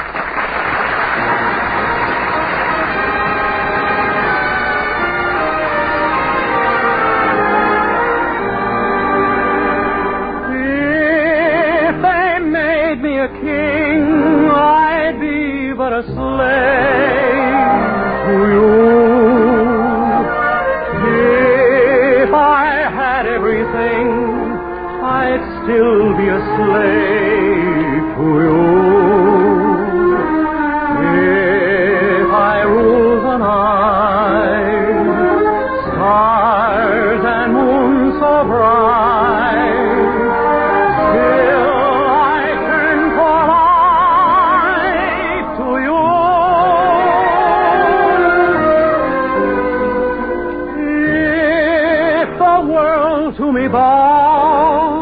humbly I plead to you.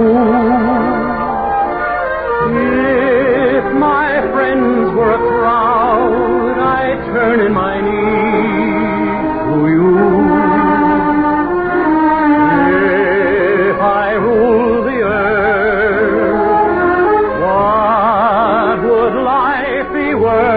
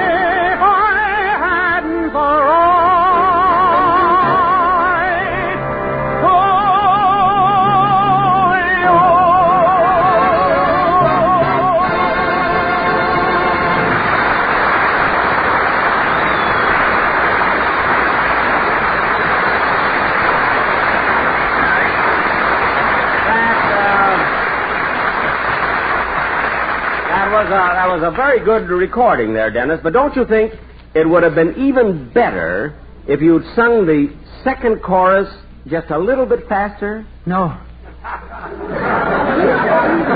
It was just an idea, that's all. I thought that... Oh, my goodness, look what time it is. I told Mary I'd meet her by my car. I gotta go. Dennis, pay the check, will you? Pay the check. Let me talk about the luck of the Irish. So long, fellas. Before I leave, I think I'll get a package of lifesavers. Oh, clerk. Yes, sir? Give me a package of lifesavers. What flavor? I don't care. The ones with the smallest holes.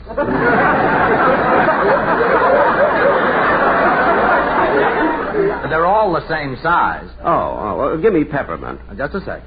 Or maybe I'll take some... Hey, Clyde. Yes, sir? Hey, I put some money in that cigarette machine. I didn't get my lucky strikes. Oh, I'm awfully sorry, sir. They sell so fast, the machine's probably out of them. Here, I'll give you your money back. Oh, I don't want my money back. I want lucky strikes. I'm sorry. All I can do is give you your money. If I wanted my money, I wouldn't have put it in the machine in the first place. I want lucky strikes. But, sir, all I can do is give you back your 20 cents. I don't want my 20 cents. Can I get that deep down smoking satisfaction out of 2 dimes? Say, mister... You keep out of it. I'm sorry. Now, look, Clyde. What are you going to do about my lucky strikes? I don't know. Would you like any other cigarettes? Oh, you ought to slap your face.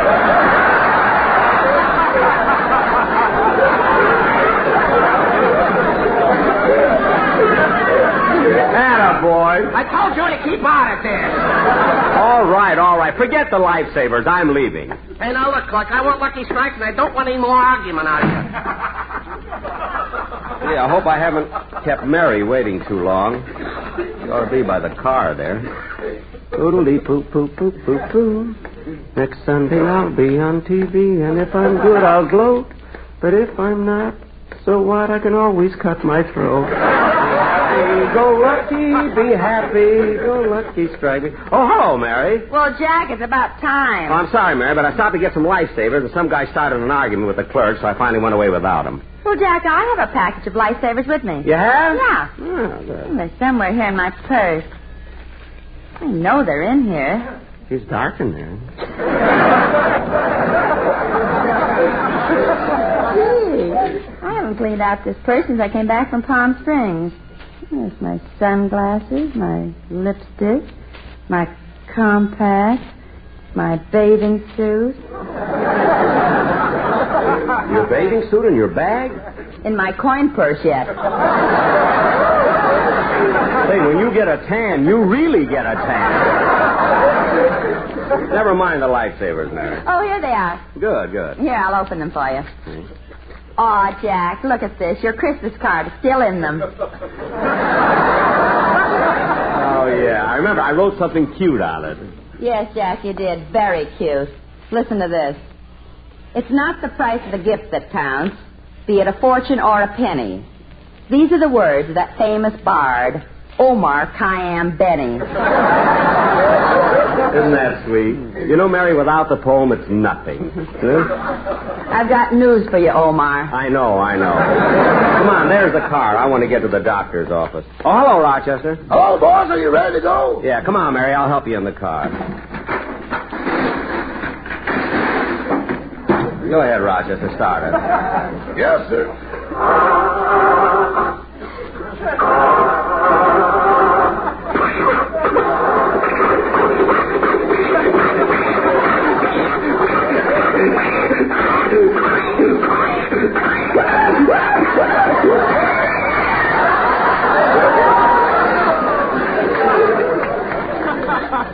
Here, Miss Livingston, I'll help you back in the car. Thanks. The motor must be a little cold. Try it again, Rochester. Yes, sir.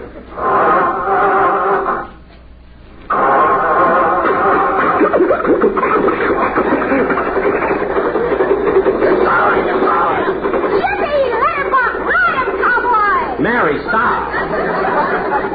Say, Rochester, the motor sounds better, doesn't it? Yeah, I'm trying something new with the gas tank. Ethel? No, had a call.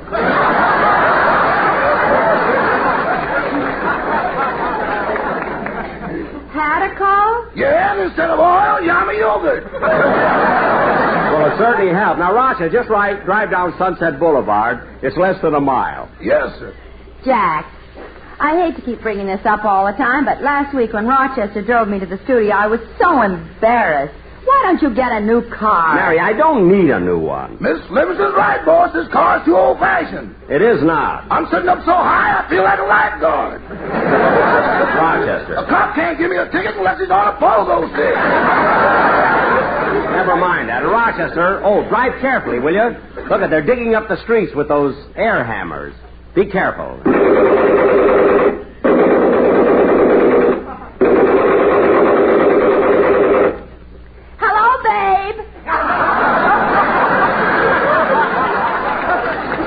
You know, Mary, you'd think... Mary, you'd think that thing would shake her to pieces. You know, baby really... There's the doctor's office. It's the building on the next corner.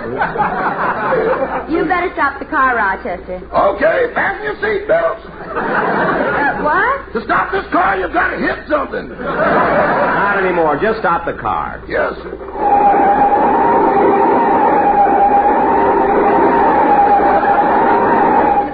See how nice it stopped since we had the brake fixed? Now, Roger, you wait here for us. It shouldn't take long. Come on, Jack. The office is on the 5th floor. Okay.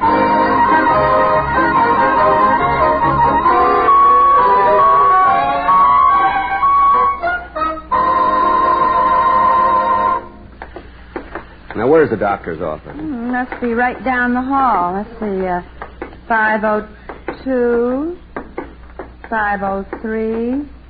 here it is. Oh, yeah. We're still a few minutes early. Well, go over and tell that nurse you're here. Okay. Oh, nurse? Yes, sir. Nurse, I have an appointment for a checkup at 1:30. Yes, sir. I'll just fill out this form.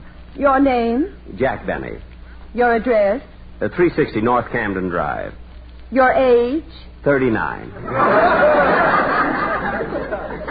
Your height? 5'10.5". Weight? 155. Your age? 39.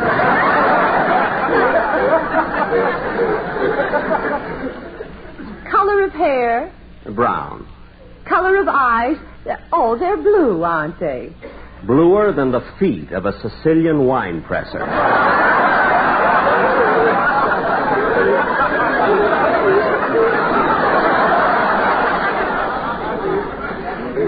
Complexion? Fair. Your age? 39. Your occupation? Comedian. I thought so. Is there anything else you want to know, nurse? No. All right, Mr. Benny, you may go into the doctor's office right through that door. Thank you. Mary, I won't be long. Okay, Jack, I'll wait here. Oh, one more question, Mr. Benny. Have you had any recent operations or accidents? No, I don't. Hey, wait a minute. Ask me that again, will you? Have you had any recent accidents? Yes. About 2 years ago, I swallowed a penny. Swallowed a penny. What did you do for it? I took penicillin.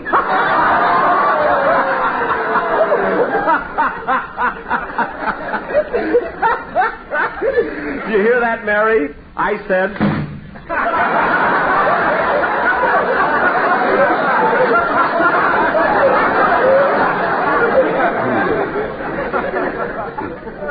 Well, anyway, nurse...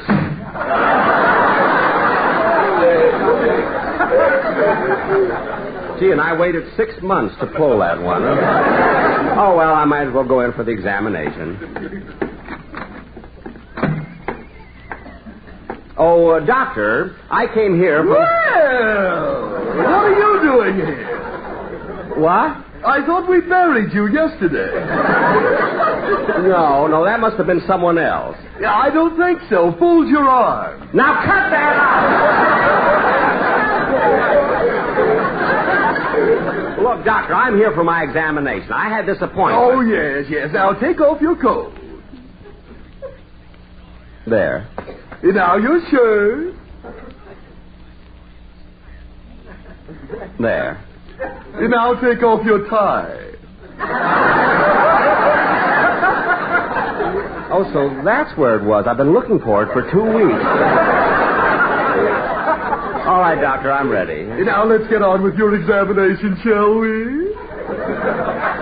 First, I want you to step over here behind this fluoroscope. Over there? That's it. Now wait till I adjust it. That's better. Now I put off the light. Now I turn on the fluoroscope machine. That's funny. Doctor, what do you see? A test pattern. I'll try it again. There, that's better. It's clear now. Here, drink this glass of barium. Barium? What's that for? Well, it's thick and white, and as you drink it, I can watch through the fluoroscope and trace it as it goes through your digestive tract. Oh, all right. I'll drink it. Oh, it's awful. There. Now it's going down past your trachea, through your esophagus, past your lungs, past your heart, and now it's making a right turn and going straight across. Well!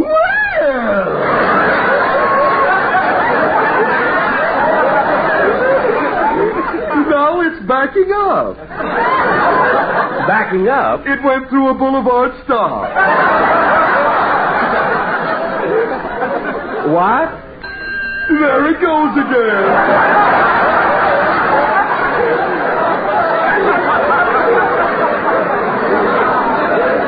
What's the matter with you? Well, that's enough with the fluoroscope. Now come out here while I listen to your chest. Right here.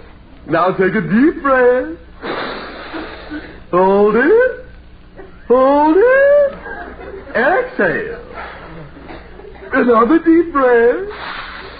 Hold it. Hold it. Exhale. Another deep breath. Hold it. Excuse me.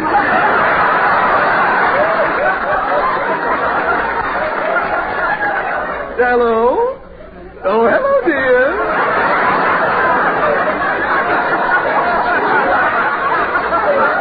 I'm fine. How are the children?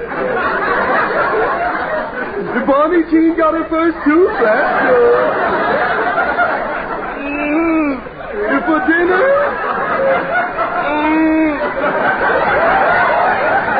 Oh, anything you want to prepare.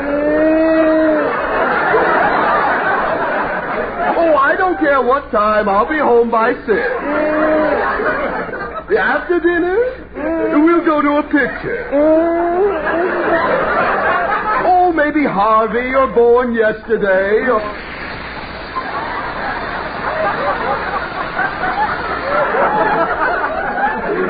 Excuse me, dear. My patient just sprung a leak.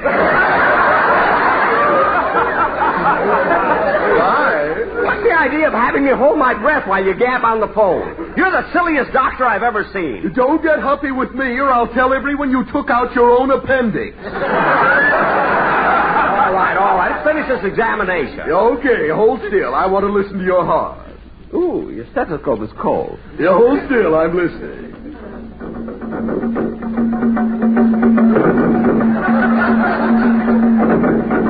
That's a strange heartbeat. Yeah, I gotta listen to that again.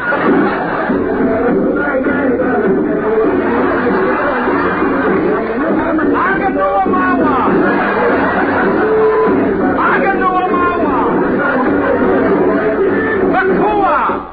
Hey, Mr. Benny, what are you yelling about? Huh?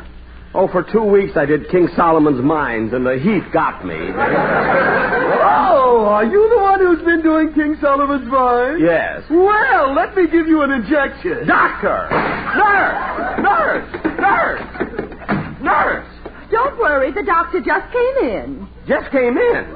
Well, who's that guy in the other room? Oh, he's one of our patients. He's crazy. What? Why, here's the doctor right here. Oh. Well, I'm certainly glad to see you, Doctor. Oh, nuts, I'm going. Jack will be back in just a moment, but first, let's do a little putting up at the corner barber shop. Be happy, go lucky, be happy, go lucky strike, be happy, go lucky strike today. I'll cut your hair and shave your chin exactly as you like, and make you welcome with a milder, richer Lucky Strike. A manicurist gets good tips, so take a tip from me. In cigarettes, tobacco counts, and LSMFT. Be happy, go lucky, be happy, go lucky strike, be happy, go lucky strike today. Friends, are you happy with your cigarette? Really happy? Here's why I ask. A recent 38-city survey shows that millions of smokers are not happy with the brand they're smoking. Now, if this is true of you, and you want complete smoking enjoyment, switch to Lucky Strike. You see, fine tobacco, and only fine tobacco, always gives you that happy blending of perfect mildness and rich, true taste. Everything you want in a cigarette. And everybody knows LSMFT, Lucky Strike means fine tobacco. So, friends, to really enjoy your cigarette, be happy. Go lucky. Make your next carton Lucky Strike. Be happy, go lucky, be happy, go lucky strike, be happy, go lucky strike today. We're a little bit late, so good night, everybody. Be sure to hear Dennis Day and the Day in the Life of Dennis Day. Stay tuned for the Amos Sandy Show, which follows immediately. This is CBS, the Columbia Broadcasting System. That fine tobacco's mild and rich, a blend that you will like. A flying saucer came to Earth to end the mystery. For out jumped 20 men who said smoke LSMFT. Be happy, go lucky, be happy, go lucky strike, be happy, go lucky strike today. Friends, are you happy with your present cigarette? I ask because a recent 38-city survey shows that millions of smokers are not happy with their present brand. Now, if you're one of these unhappy smokers and you want complete smoking enjoyment, switch to Lucky Strike. You see, fine tobacco, and only fine tobacco, always gives you that happy blending of perfect mildness and rich, true taste. And LSMFT, Lucky Strike means fine tobacco. Yes, friends, for complete smoking enjoyment, for everything you want in your cigarette. Be happy, go lucky. Make your next carton Lucky Strike. Be happy, go lucky, be happy, go lucky strike, be happy, go lucky strike today.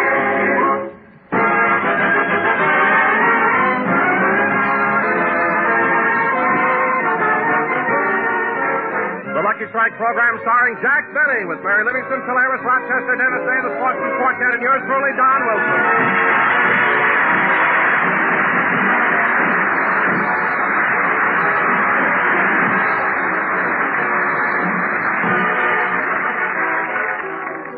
Ladies and gentlemen, Jack Benny and his gang are in New York City. And why? because in 1/2 hour from now, our little star will do his second television show. But let me take you back a few hours and to the place where Jack is staying, the Acme Plaza Hotel. Acme Plaza, every room has a private airwick. What? Okay, I'll reserve a room for you, Mr. Jones. But you'll have to send a $5 deposit. $5. And if you stay less than 2 weeks, we'll refund the difference. Thank you. Goodbye. Oh, miss. What can I do for you, Fatso? I'd like to see Mr. Benny. Would you mind ringing his room? Oh, I'm sorry, but Mr. Benny isn't here. He's at the Sherry Netherlands Hotel. Jack Benny? At the Sherry Netherlands? He's visiting Miss Livingston. She lives there. Well, how long ago did he leave his room? I don't know. But he must have left in a hurry. He didn't even make his bed. Well, maybe I can catch up with him. Goodbye.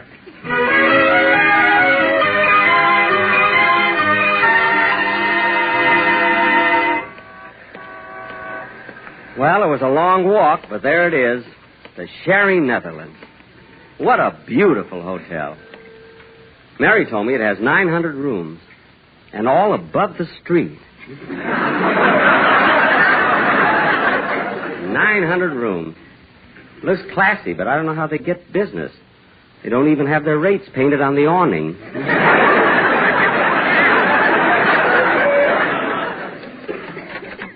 Gee, look at this lobby. I wonder what room Mary is in. Pardon me, clerk. Can you tell me what room Miss Livingston is in? Why, certainly. Miss Livingston is in room 3406. That's on the 34th floor. Oh, thank you. Where's the stairway? Stairway? Why don't you take the elevator? Oh, yes, thank you. Going up. Coming. Floor, please. 34. Yes, sir.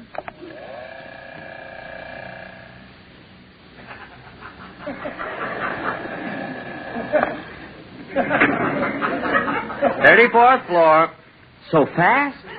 It took longer than you think. You blacked out.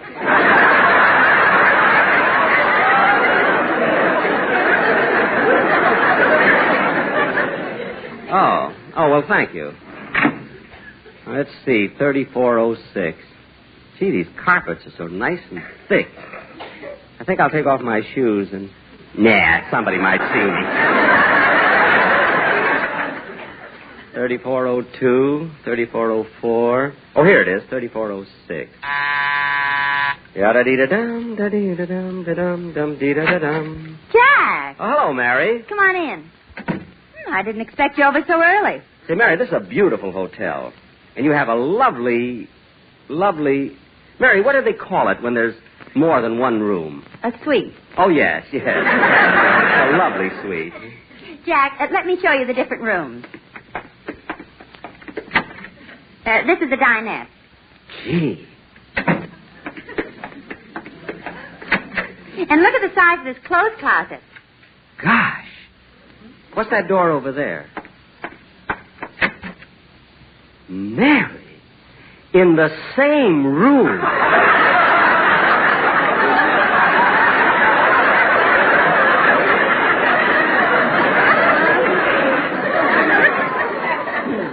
Gee. Jack, you've been stopping at the Acme Plaza too long. Well, Mary, if I must say so Pardon me, Miss Livingston. Yes? I made the bed, vacuumed the rug, and emptied the waste paper basket. Is there anything else? No, thank you. Oh, hello, Mr. Benny. Hello, Mrs. Roderick. I'll be in again in the morning, Miss Livingston. Goodbye. Jack, you know the chambermaid? She lives at my hotel.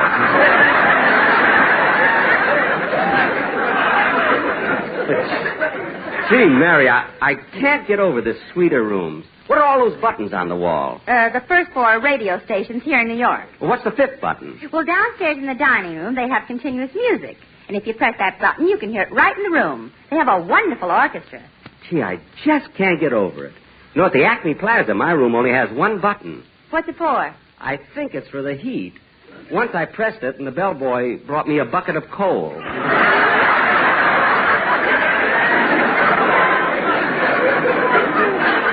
But, Mary, your room is really amazing. You mean if I push that button, you'll get music from the dining room? Yes, go ahead, try it. Okay.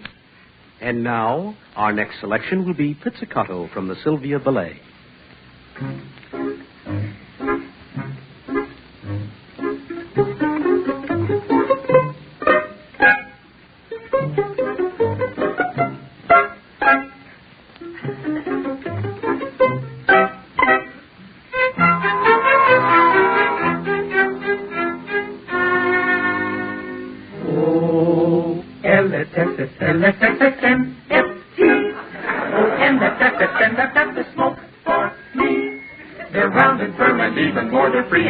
On the door, so hurry up and light one, 'cause that's what it's for. Friends, enjoy your smoke. If you're not happy with your present brand, then switch to Lucky Strike. No puff is ever rough, so why not switch to good old Lucky's? That's the smoke you will like. F.T. for me. O.G.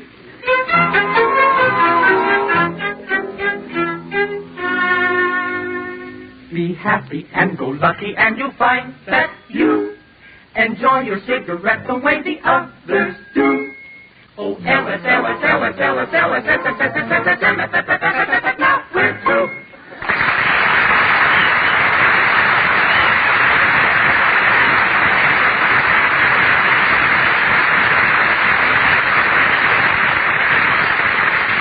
Mary, this hotel really has everything. I just can't get over...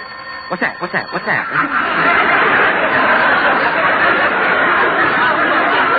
what's that? The telephone. I've got that in the same room, too. Gee. Hello? Hiya, Livy. This is Phil. I'd have called you sooner, but I had a hard time finding the phone without a dial. Phil, I've been meaning to ask you, why do you always use a phone without a dial? Them operators love to hear my voice. Well, your voice does something to me, too, but fortunately I have some Tums with me. You want to talk to Jack? That'll be better. I can't get nowhere with you. Jack and Phil. Oh. Well, hello, Phil. What do you want? Well, Jackson, I know you're busy, but there's something I got to talk to you about. What is it? Well, the guy who plays the harp with the New York Philharmonic Orchestra is begging me to take him to Hollywood and let him join my band. Phil, you say that the harp player of the Philharmonic Orchestra wants to join your band? That's right. Well, for heaven's sake, take him. Well, I don't know, Jackson. I got to think it over. Think it over? What are you hesitating about? If he's with the symphony, he must be a great harpist. Well, that's what worries me. What? Any guy who can move his fingers that fast would be murder in a poker game.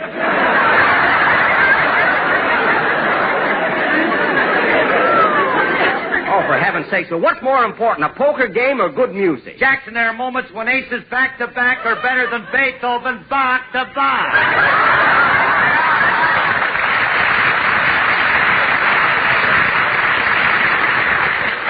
Phil, you don't even know who Bach is. He's a fella that makes all that beer. I thought so. Now, look, Phil, I got to go over to do my television show, so goodbye. All right, goodbye. Oh, wait a minute, Jackson. Now what? Hey, did you hear about me winning that golf tournament at Pebble Beach? Yeah, it was marvelous. You shot a 76. How in the world did you sink that 40-foot putt? When I got to the green, I switched to a pool cue. Good. Goodbye, Phil. So long, Jackson. Mary. Now, did you ever see anybody like Phil? Here he's got a chance to get a great musician. He can't make up his mind with... Are you expecting anybody? No. Coming. Well, Dennis. Hello, Sis. Sis? What do you hear from Mother? Mother? Close the door. Dennis, what is this sis and mother business? To fool a house detective.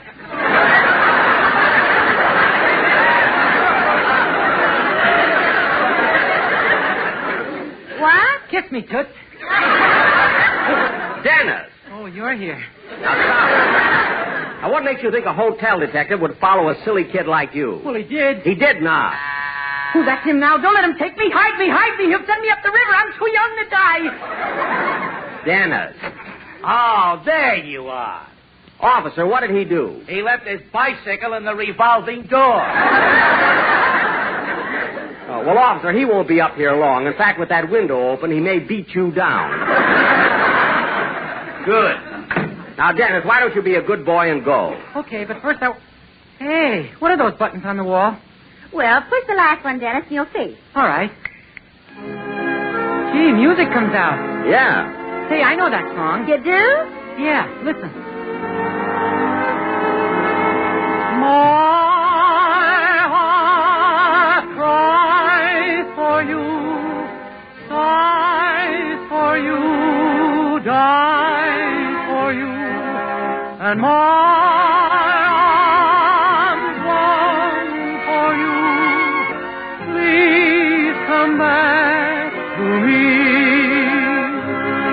If you're in Arizona, I'll follow you. If you're in Minnesota, I'll be there too. You'll have a million chances to start anew, because my love is endless for you. My heart cries for you, sighs for you, dies for you, and my arms long for you. Please come back to me.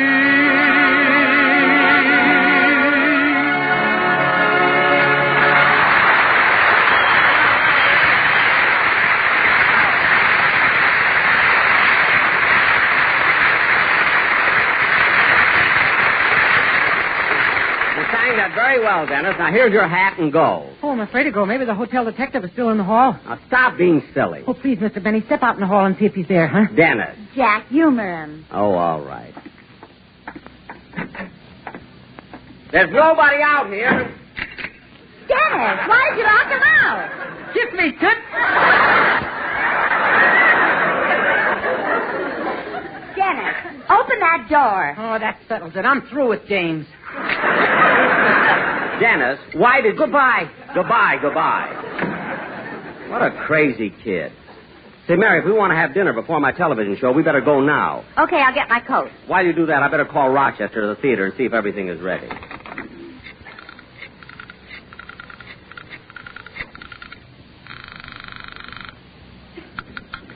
Hello, Mr. Bennett's dressing room. Hello, Rochester. Oh, hello, boy.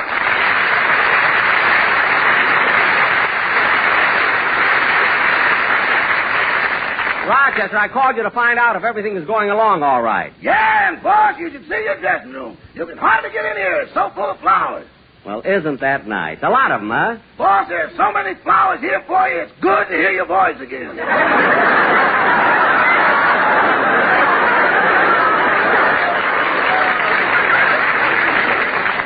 Gee, who are they from? Oh, practically everybody. There are bouquets here from Mr. Paley, Dinah Shore, Fred Allen, Ethel Merriman. Fred Allen? He sent me a bouquet? Yeah, and he left a card with it. I'll read it to you. Yeah, let me hear it. To Jack from Fred. Roses are red, violets are pink. On radio, you're bad, but on television, good luck.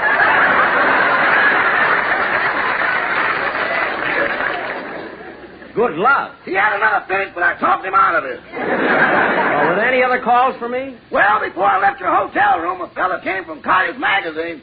He said they were going to do a story about you, and he asked me some questions. Well, what did he ask you? Well, first he wanted to know your approximate salary. Uh-huh. Then he wanted to know how long you've been making it. Uh-huh. Then he got to the question that for years has been a burning issue in the public mind. What question? Could you possibly be as cheap in person as you are on the radio? Uh-huh. When he hit me with that one, I had to think fast. What did you tell him? I told him you were such a lavish spender you was known from coast to coast as Diamond Jim Benny. Oh, good. Then I told him you threw your money away like you were allergic to green ink. Atta boy, Rochester. And I just about had him convinced when in walked the man. What man? The man you rent your other twin bed to. Oh, my goodness, of all the times for him to come in. Well, Rochester, do you think the man from Collier's will write a good article about me? Oh, I think so, boss. He even wanted a picture of you. So I gave him the one of you shaking hands with the King of England. Oh, swell. Good. But the picture was too big, so they had to cut it down a little. Gee, I hope they didn't cut out the king. Oh, His Majesty's all right, but your hand looks like it's coming out of a wall.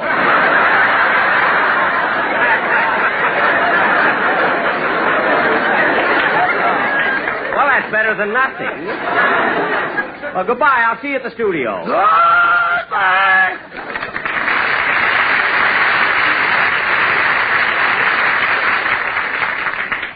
Well, I'm ready, Jack. Good, let's go. You know, Mary, I can't get over what a nice hotel this is. You know, you get such a beautiful view from way up here. Yeah. Hurry, there's the elevator. Down, please. Watch your step, Mary.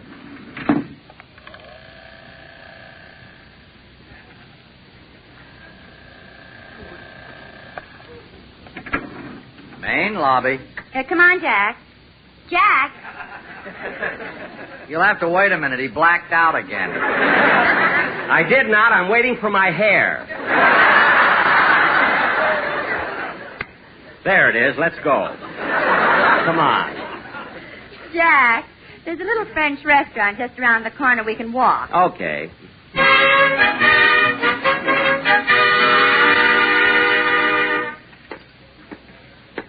Gee, there's sure a lot of people in here. Yeah.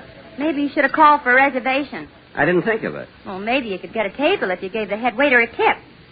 Well... give him $5.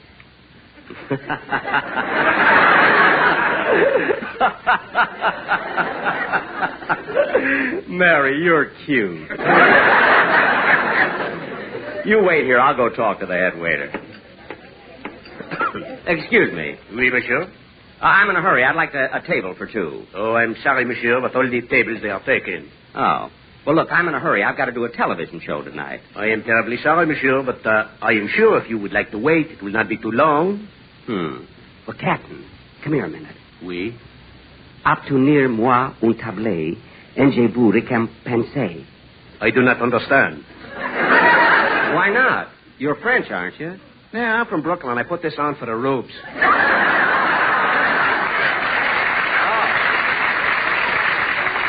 Well, look. I've got to have I am so sorry, monsieur. There are no tables. Well, all right.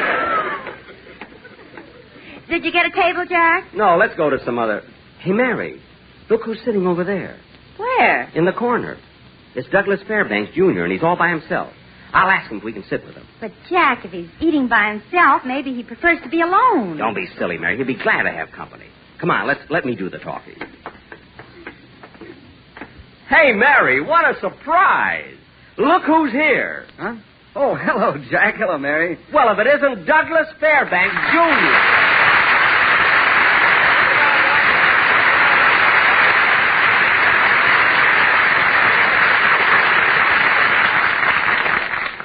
You know, Jack, this is a funny place. You say, well, if it isn't Douglas Fairbanks, Jr., and everybody in the restaurant applauds. Yes. Say, Doug, this is quite a surprise running into you. What are you doing here in New York? Oh, I'm here to see some shows. Guys and Dolls, Call Me Madam. As a matter of fact, I'm thinking of investing in one of the new ones. Well, isn't that a coincidence? I've got some money invested in South Pacific. No. You lucky fella. How much money have you got in it? Oh, it's not much. Really not worth talking about. No, I'm interested, Jack, really. How much have you got invested in South Pacific? $8.80.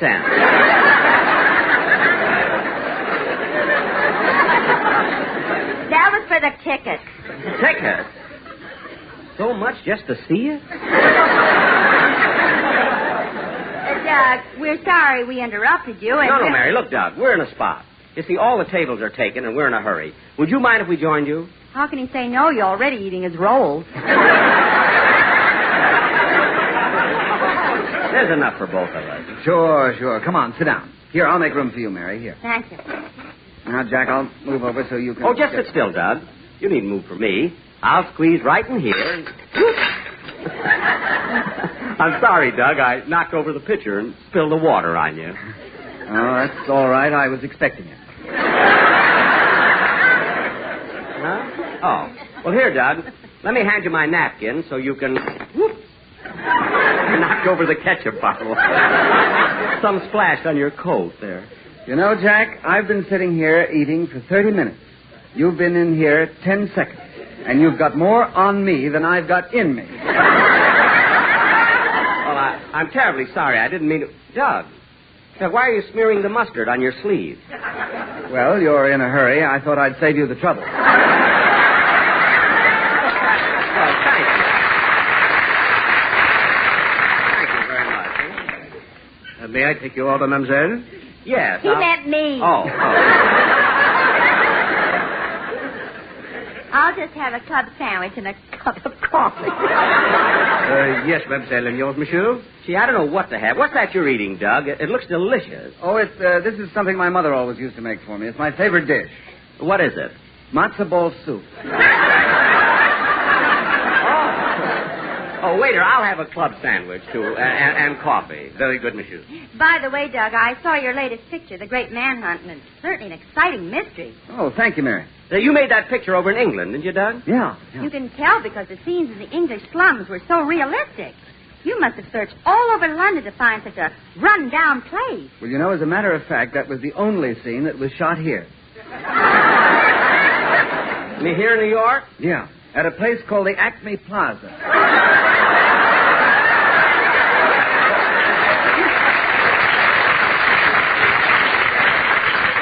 Well, that's a coincidence. Jack, shut up!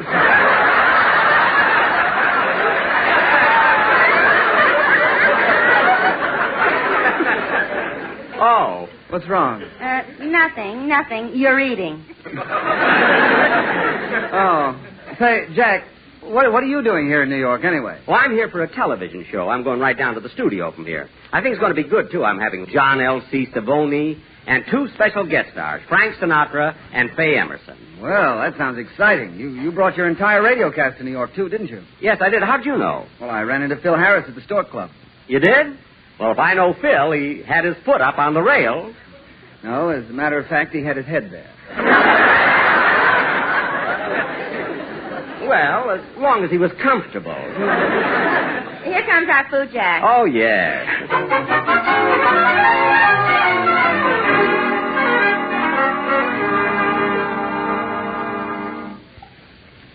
Gee, that sandwich was good. Yeah. Hey, look what time it is. I better get the check. Waiter, our check. Waiter. Jack, he sees you. Get off the table. I'm sorry. I'm in such a hurry. I don't know what I'm doing, you know? Excuse me for interrupting, but I happen to have a snapshot of you, Mr. Benny. Would you mind autographing it? Oh, I'd be happy to. There you are, Jack Benny. Oh, thank you very much.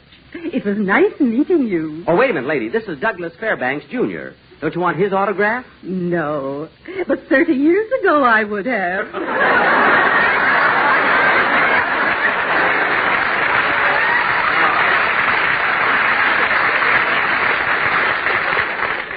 Jack, look what time it is. Gee, look, Doug, I've got to run over to the studio for my show. Perhaps we can have lunch sometime while I'm Here is the check, gentlemen. Oh, thank you, Pierre. No, Doug, let me take it. After all, it was your table and Mary and I barged in. So I insist on paying it. No, Jack, I'd feel better if I paid it. Well, if your health is involved, go ahead.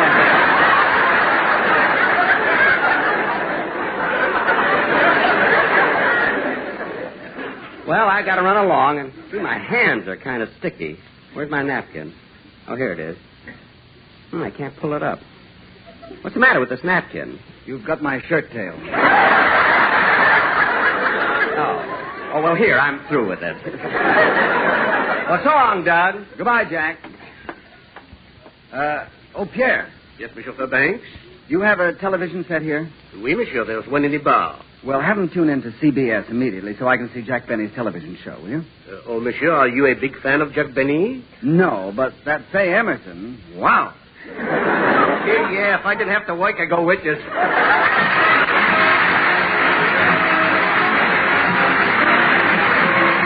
Jack will be back in just a moment. But first, let's take off on a musical roundup of the old Wild West. Be happy, go lucky, be happy, go lucky strike, be happy, go lucky strike, yeah. We've rounded up a milder smoke out on the lone prairie. Our brand is known throughout the land, it's LSMFT. Lucky's are my favorite brand at home or on the range. And when she finds a smoke like this, a gal's a fool to change. Be happy, go lucky, be happy, go lucky strike, be happy, go lucky. Lucky Strike. Yay! Friends, are you happy with your cigarette? Here's why I ask. A recent 38-city survey shows that millions of smokers are not happy with the brand they're now smoking. Now, if this is true of you, and you want complete smoking enjoyment, switch to Lucky Strike. You see, fine tobacco, and only fine tobacco, always gives you both perfect mildness and rich, true tobacco taste. Everything you want in a cigarette. And LSMFT, Lucky Strike means fine tobacco. Yes, every Lucky you light always gives you complete smoking enjoyment. That happy blending of perfect mildness and rich taste. So be happy, go Lucky. Start with a carton of Lucky Strike. Be happy, go lucky, be happy, go Lucky Strike, be happy, go lucky, go Lucky Strike today. Thanks very much, Douglas Fairbanks, for appearing on my program. Good night, folks.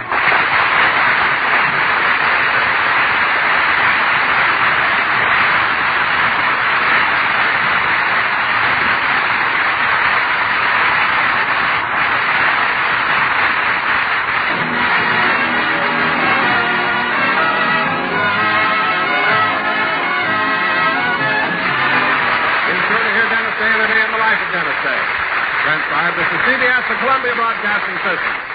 In the past few weeks have been more than hectic for Jack Benny. Yesterday, tired and weary, our little star returned home from New York City.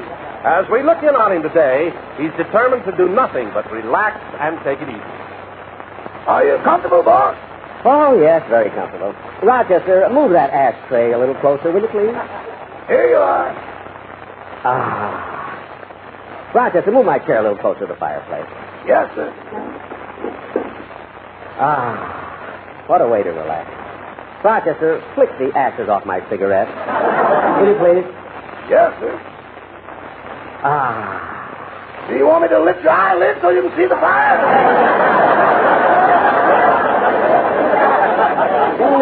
No, I'll do it myself. But with these long lashes, they are kind of heavy.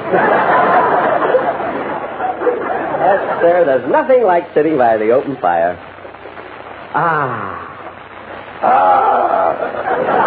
What was that? I just threw one in to help you out. Thanks. Gee, this is wonderful. I think I'll doze off for a while. This chair is so nice. And whoop! To get that spring fixed. You know, Rochester, I hope nobody drops in today. I just want to sit here and forget everything. Boss, what are you fidgeting for? My back itches. Scratch it for me, will you, Rochester, please? Okay. A little higher. To the left. Lower. Up a little. Higher. Higher.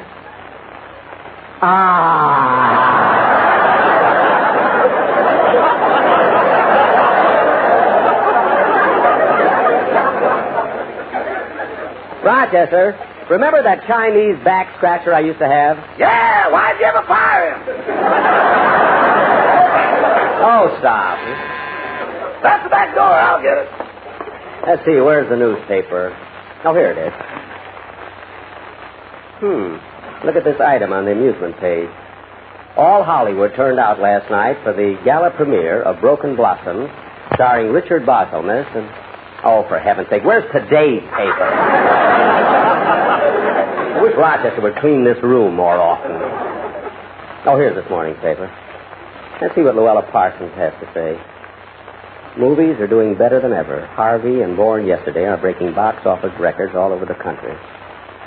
Claudette Colbert has become very serious about her painting hobby and commissions to do several portraits of notable people, including Mrs. James Stern. How do you like that?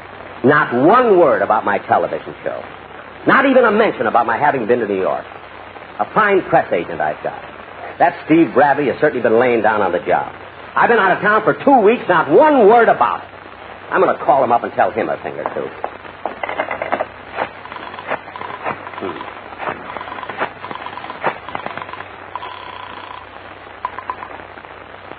Hello, Steve Bradley, Public Relations. Steve talking. Hello, Steve. This is Jack Benny. Well, now, this is a coincidence. I'm just sitting here with my feet up on the desk thinking about what a great job I'm doing for you.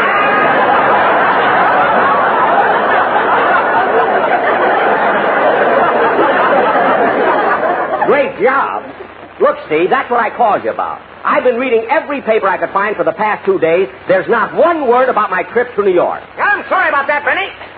When are you going?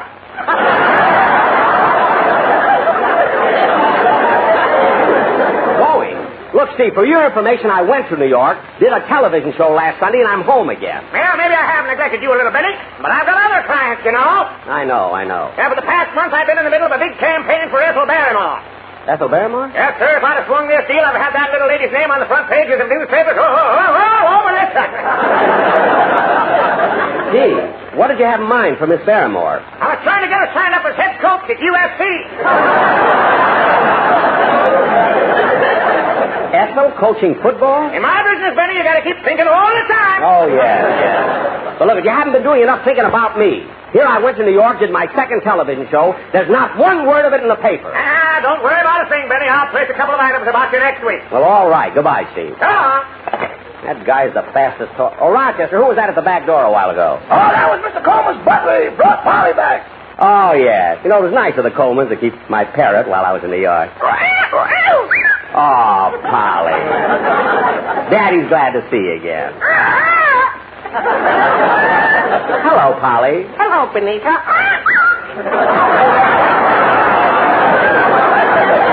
Benita? Oh, isn't that cute, Rochester? Polly stayed with the Colemans so long, she's picked up their conversation. Yeah. Watch this, Rochester. I'll make that out to Benita. Maybe she'll answer me. Oh, Ronnie, how would you like to take me out to dinner tonight? How much the meal ever got on television, I'll never know.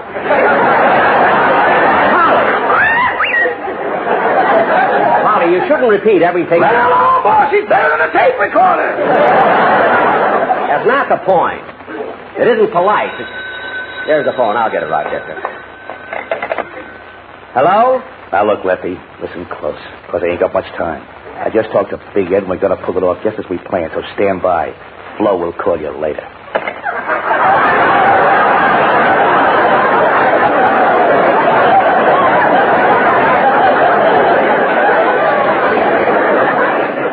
Who was that, boss? I don't know. Must have been a wrong number. I tell you, Benita, that man is a menace to society. Polly, be quiet. Now, let's see. Where did I put my newspaper? Oh, here it is. Oh, I wish people wouldn't come over when I'm trying to relax. See who it is, Rochester. Yes, sir. Oh, hello, Mr. Day. Hello, Rochester. Come on in. Can I take your overcoat? Yeah, here. Here's my top coat, too. Top coat? And here's my raincoat. Here's my sport coat. And here's my suede jacket. Mr. Day, why do you wear all those coats? Oh, my mother makes me wear shorter hangers. Oh. Is Mr. Benny here? He's in the library. And Mr. Day, he's trying to rest, so don't do anything to upset him. Oh, don't worry. I won't. Hello, Mr. Benny. Oh, hello, Dennis. Pardon me for not getting up. I hope you won't think I'm lazy, but today I'm just taking it easy. Oh, that's all right. I understand. Good. When most people reach your age, they sleep all the time.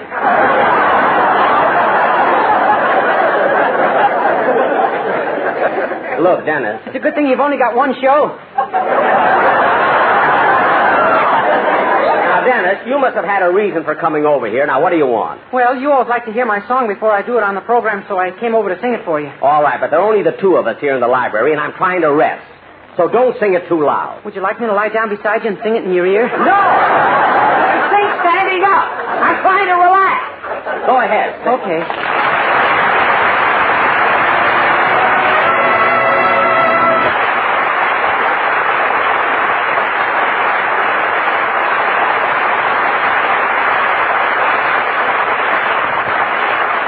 That'll be fine on the program, kid. It sounded swell. It certainly did, Dennis. Hey, Mary, when did you come in? While Dennis was singing. Where's everybody? Everybody? When I looked at your coat rack, I thought you were throwing a party. What? Those are my coats. Dennis, why would you... Jack, shall I ask him? No.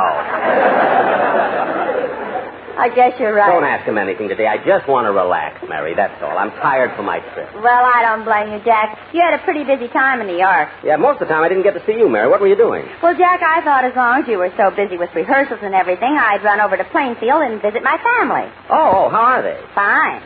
While we were having dinner, we watched your television show. And, Jack, you look wonderful in color. In color? Yeah, when Mama... When you came on, Mama threw the ketchup bottle on the screen. The first joke, and look what happened.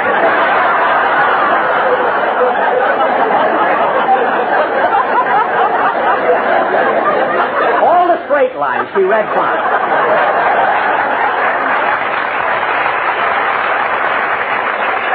Read it again, because we got something to follow I there. can't. I threw the page away. When you came... Well, I'll read it for you. Jack, when you came on, Mama threw the ketchup bottle out the screen. Then I say no. Papa didn't wipe it off till Faye Emerson came on. Well, congratulations! Well, Mary, if your mother doesn't like my show, it's just because she has no sense of humor. No sense of humor. If I didn't read Mama's letters, your show wouldn't get about as many laughs as a frost warning. Oh, I don't know. And you also get a lot of laughs at the expense of my poor sister, Babe. Oh, I'm sorry about that, Mary. Now watch it. By the way, how is Babe? Well, when I was there, she was down in the dump. Down at the dump? Why? She works there. Well, with 3 words, you don't have any trouble.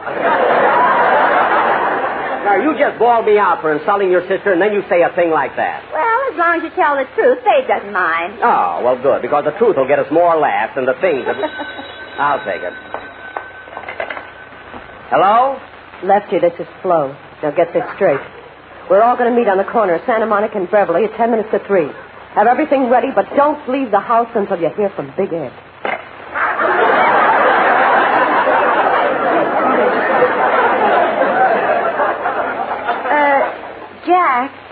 Jack, what's the matter? I don't know. This is the second phone call. This time they said we were all going to meet at the corner of... I don't know, maybe it's a picnic or something. Darn these wrong numbers anyway. Hey, anybody home? Yeah, I'm here, Phil. Oh, hi, you Livy. Dennis, you know Well, if it ain't Jackson, relaxing. Yeah. Hey, Jackson, with that leopard skin robe on, you look like Cedar Barrett. All right, Phil. There's no doubt about it. You got it, Cedar. What do you want, Phil? Well, look, I was just on my way out to the club, and I thought maybe you'd come with me and we'd play some golf. Golf? No, I don't think so. Well, look, then I'll be running along. I want to get out there and sock that old ball around. Say, Phil, you really gone crazy about golf since you won that tournament up at Pebble Beach. Well, why not, Liv? Imagine me shooting a 75 on that course. Think of it. Phil, was that the first time you ever shot a 75? I don't know. That's the first time anybody ever added it up for me. Oh. I might have had a couple of 62s. Who knows? Yeah, who knows? Hey, look, you sure you don't want to come along, Jackson? Remley's going to meet me at the first tee. Oh, so Remley took up the game, too, huh? Yeah, and you should see him, Cedar. He's really fitted out. Yeah, he's got a couple of sets of clubs and 2 big golf bags. 2 golf bags? What does he need the other one for? You can't carry them ice cubes in your pocket, you know. Phil, you mean... Jackson, once Frankie spent 4 days in a sand trap and loved every minute. Well, I'm glad. Oh, come on, Jackson, why don't you join us? We'll just have a friendly game. $5 a hole. $5 a hole? I'll play golf with you, Phil, and I'll bet you $10 a hole. What? Dennis, how can you bet him $10 a hole? Phil just won a tournament, and you've never played golf before. I know. Well, how do you expect to beat him? I've been drinking Haddock. Yeah, go on, both of you. All right, so long, Jackson. Goodbye, Liv. Don't forget old Hattie there. Bye. Well, I'm glad they're going. You know, Mary, the way Phil carries on when he's playing golf, I can't understand how he won that tournament. Oh, I don't know, Jack. I saw him playing the other day, and he's pretty good. He is? Yeah, he stepped up to the first tee, took a swing, and made a hole-in-one. So what? That's been done before. With an olive? Gee, that is pretty good. I bet Remley can't he? Now, who can that be? Come in. Oh, hello, Don. Hello, Mary. Are you busy, Jack? No, Don, sit down. Well, thanks. I won't be able to stay long. I've got an appointment over at Hillcrest Motor Company. Going to try on a new Cadillac. Try on? Yeah, Mary, his last one, they had to let it out a little around the trunk. But, Don, I'm glad you dropped in because I want to congratulate you on being selected by Fame Magazine as radio's #1 announcer. Well, thank you, Jack, and I want to congratulate you. I want to congratulate you, Jack, for being selected as radio's finest comedian. And I want to congratulate you, Don, because this is the 3rd year that you've won. And I want to congratulate you because this is the 3rd year that you've won. And I want to congratulate both of you for being so modest. Thank you. How those two Flamingos got into radio, I'll never know. Polly! Oh, Jack, the sportsman's quartet is outside, so I'd like to bring them in. Don, I'm trying to relax today. But, Jack, they just returned from the East where they saw you on television, and they prepared a number that expresses how great they thought you were. But, Don, Jack is... Mary, you keep out of it. Where are they? Oh, I'll bring them in. Come on in, fellows. Yes, come in. Say, fellas, I understand you saw my television show. Thank you. I thought so, too. Now, Jack, just stand right there while the boys tell you all about it. Yeah, tell me, fellas. Go ahead, tell me. I'm ready.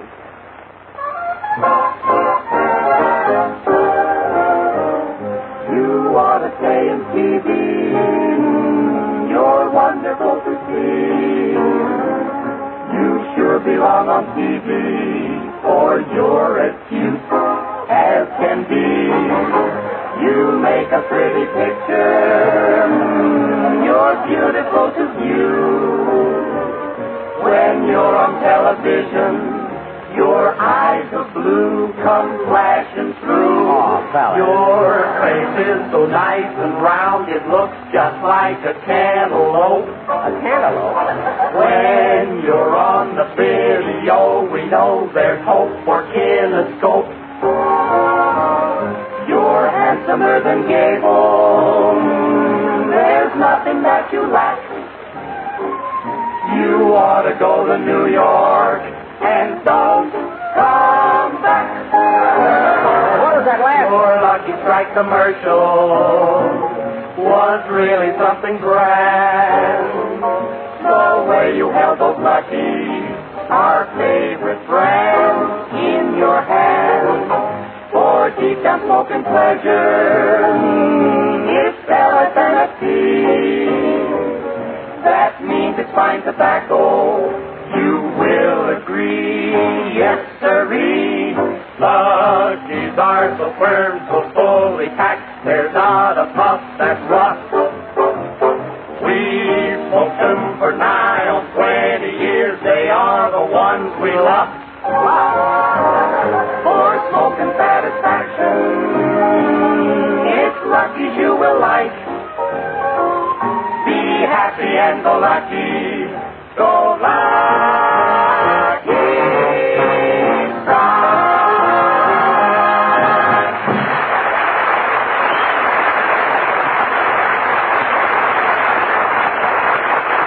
Say, that was very good, Don. Thanks a lot, fellas. Well, Jack, I've got to be running along. Don, would you mind dropping me by my house? Oh, not at all, Mary. Come on. Bye, Jack. So long, Mary. Goodbye, Don. Goodbye. Bye, Mr. Benny. Dennis. I thought you left a long time ago. Oh, I just got finished putting on my coat. Oh. Well, goodbye. Well, everybody's finally gone. Now I can... Say, boss. Yes, Rochester? When did you get this contour chair? Contour? Oh, that was a straight chair. Don Wilson sat in it. Rochester, will you fix those Venetian blinds? The sun is in my eyes. Yes, sir. There's the phone. I'll get it. Hello? Lefty, this is Big Ed. Now listen to me, because I only got time to say it once. You have your car in front of the bank at 3 o'clock. When you hear us blow the safe, start the motor. We'll be out in 10 seconds with the dough.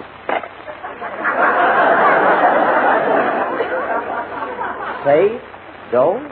Big Ed? Rochester. Now I know what those phone calls are about. A gang is going to rob the bank on the corner of Santa Monica and Beverly at 3 o'clock. Rob the bank? Yeah. And they want to use my car for the getaway. Your car? Yes. I can answer that 12 different ways and get my own show.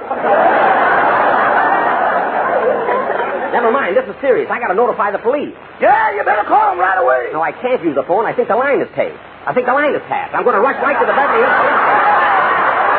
Give me my coat. Dennis Day wore it home. Oh, well, it's warm out. I can go like this. Goodbye.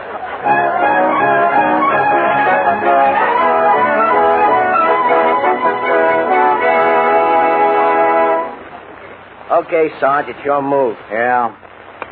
There, I jumped you. I gotta figure this out. You know, Joe, this police station gives me the creeps. Nothing ever happens in Beverly Hills. Yeah, we ain't had nothing big since they found that body on Rexford Drive. What a night that was. I never could figure that one out. Guys laying there with nothing but a niblick and a golf bag full of ice cubes. I wonder why he kept calling me Curly. I don't know.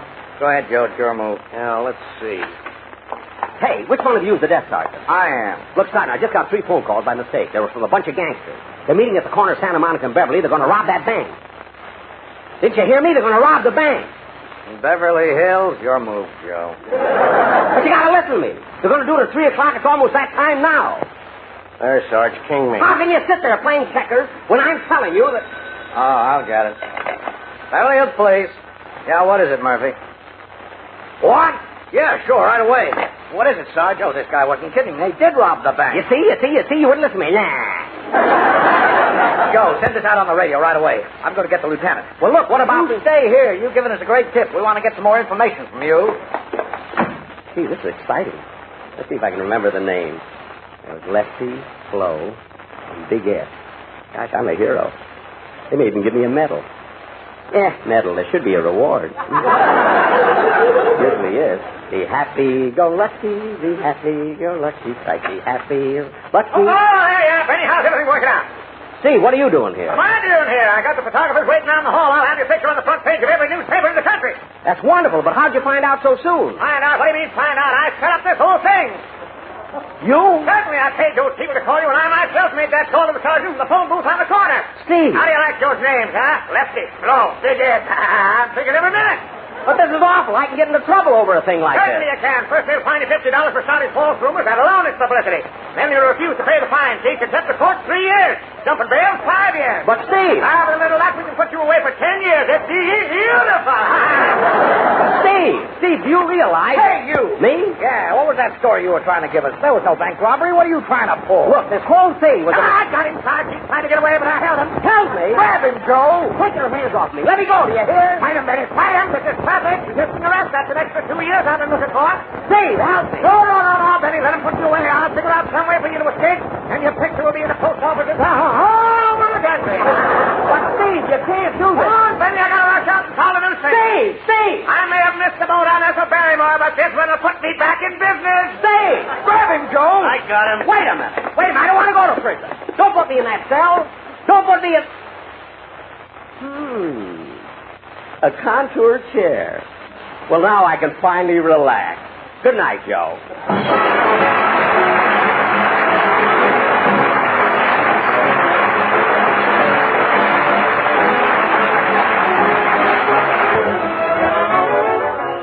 Rochester. Oh, hello, boss. What happened at the police station? What happened? I reported the robbery, found out the whole thing was a publicity stunt cooked up by Steve Bradley.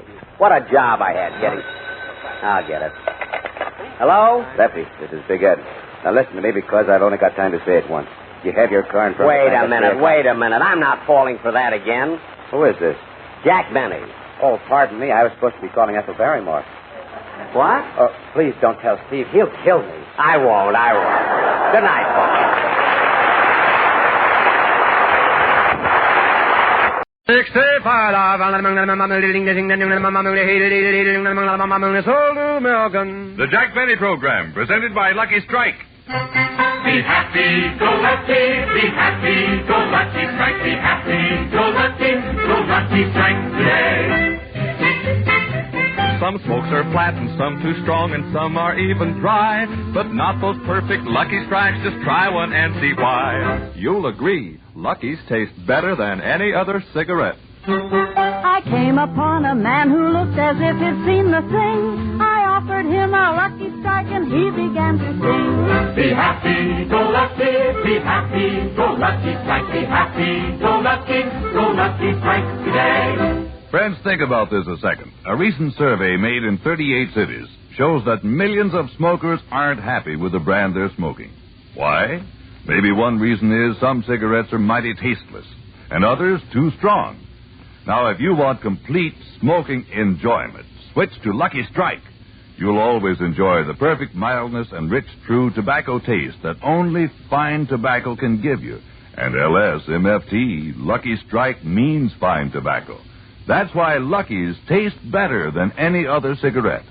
So for the happy blending of perfect mildness and rich taste that Lucky Strike and only Lucky Strike can give you, be happy, go lucky. Make your next carton Lucky Strike. Be happy, go lucky strike today. Remember, Lucky's taste better than any other cigarette.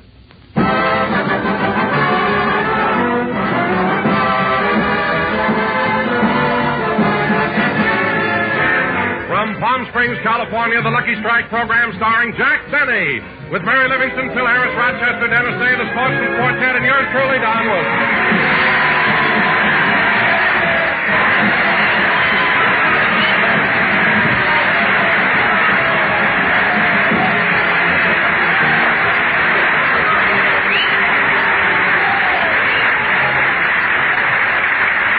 And now, ladies and gentlemen, we bring you the star of our program. Tanned by the desert sun, toughened by the desert wind, and frightened by the desert prices, Jack Benny!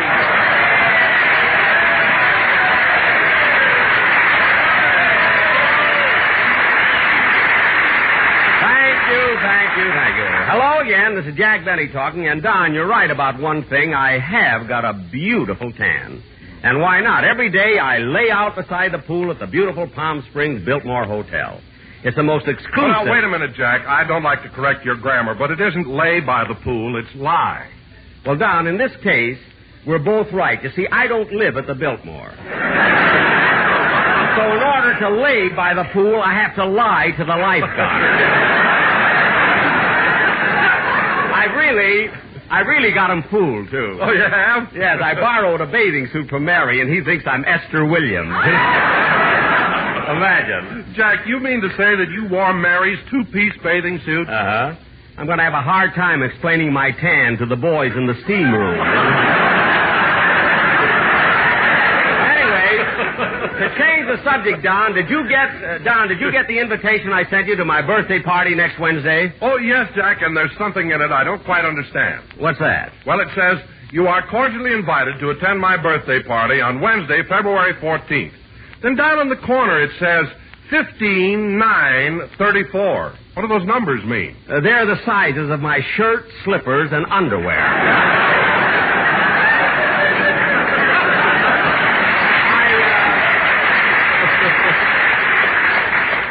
See, I used to put RSVP, and I got nothing. So I'm not taking any... Oh, hello, Mary. Hello, Jack. Hi, everybody.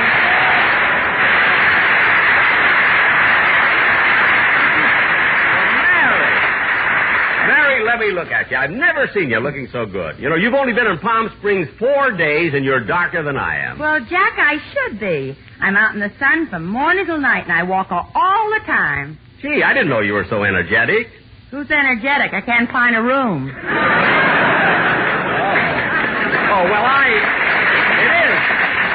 it is awfully crowded down here, isn't it? You're not kidding. Yesterday I put a penny in a gum machine, pulled the lever, and a woman stuck her head out and said, "Sorry, no bacon, please." Oh, yes, I know that gum machine. It's called the Juicy Fruit Hacienda. They're booked up until April, you know. Well, Mary, if you wish, I'll try to get you a room at the Park Lane Hotel where I'm living. And if you can't get into the Park Lane, Mary, why don't you try the place where I'm staying? Oh, you're at the Bon Air, aren't you? Well, I couldn't get in there, so I'm staying at the El Tonto Trailer Camp. El Tonto Trailer Camp? Well, Jack, you haven't got a trailer. Mary, they rent you the space. How you sleep, they don't care.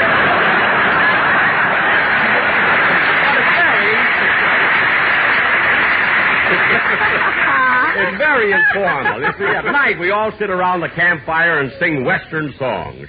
I'm an old cowhand from the Rio Grande. What are you laughing at, Mary? Jack.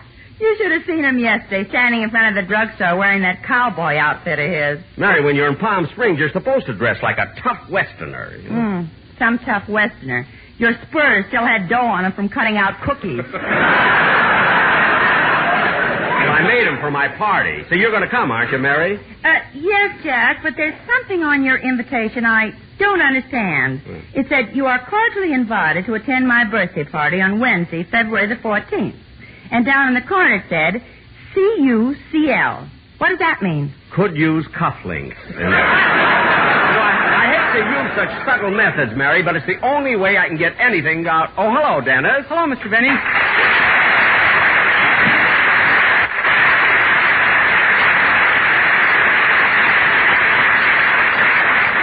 Well, here I am. Oh, so I see. What are you going to sing, Dennis? Can I have some dialogue first? I got friends in the audience.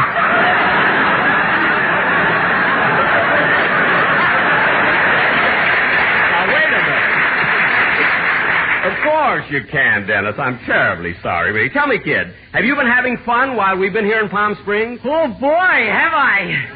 Well, good. I will now sing Goodnight, Irene. Now, wait a minute. Dennis, you said you wanted some dialogue, didn't you? My friends just left. Oh, well, go ahead and sing then. Okay, Mr. Benny, before I do you mind if I ask you something?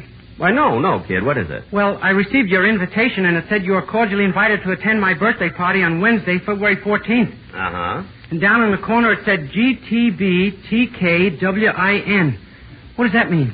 Go to Bullock's. They know what I need. Now, let's have your song.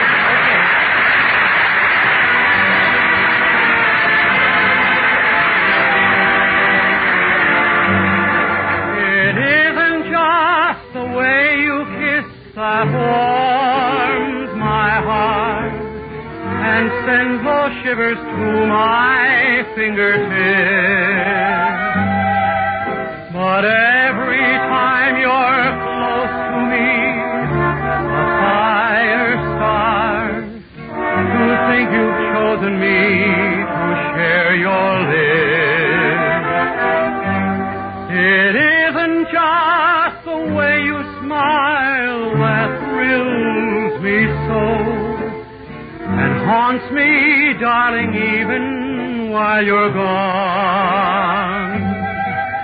But every time you look at me, I'm all aglow to think you've chosen me to smile upon. I still remember the night I found you. Other arms embraced you every dance. I stood there watching the crowd around you. I was sure I didn't stand a chance. It isn't just the way you say, I love you so. Ah, the thrill is that it's meant for me alone. And as the years go by, my love for you will grow. To think you've chosen me to be your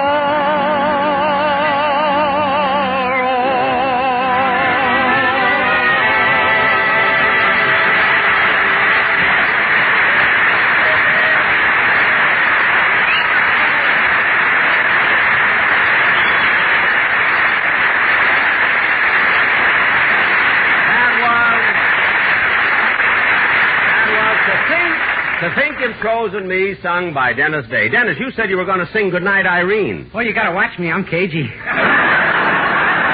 You're cute, too.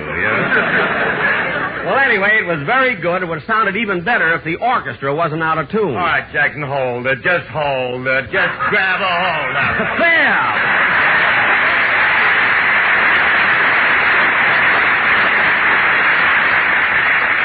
Phil. Look, Jackson, I don't mind you picking on me personally, but lay off of the boys. They had a meeting, and they don't want you to make any more remarks about them.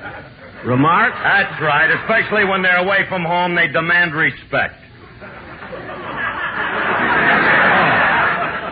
Oh, they do, they want respect. That's right. Phil, just look at they over there. Take Sammy, your drummer, over there.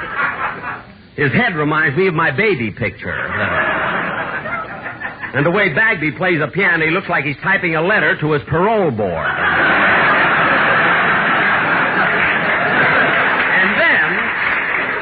And finally, with great delight, we come to Remley. And what, pray tell me, is wrong with Remley? What's wrong with him? Take a look at the coat he's wearing. On the back, it says no parking. How do you like that? They must have painted the curbs last night. Yes, they must. Now, Phil, go sit down. Yeah, I'm going to sit down. But wait a minute.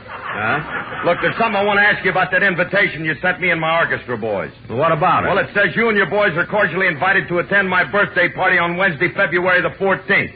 And then down in the corner, it says WTF. What does that mean? Wash their faces. And on second thought, don't wash Bagby's face. I hate to think what might be underneath. Believe me, Phil, I wish there was some way you could get your musicians to join Lifebuoy Anonymous. I really do. Oh, ad-lib another one, Jackson. I love the way it makes your eyes sparkle. Thank you. It's about time you appreciate it. Excuse me. Come in. Pardon the intrusion, Mr. Benny. Well, Mr. Kitzel.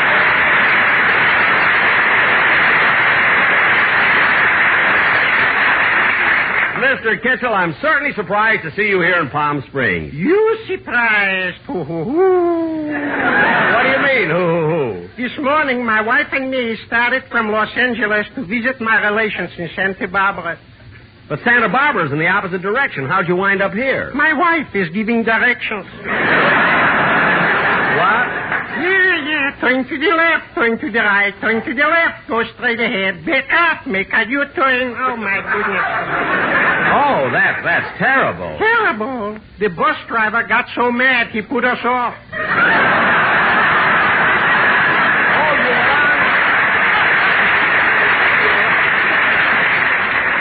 You were on a bus. Well, anyway, Mr. Kitzel, it's nice to be here in Palm Springs. Where are you living? Well, I'm staying at the Casablanca de la Vista La Salle de Lopez. How did you happen to pick that place? Lopez is my brother-in-law.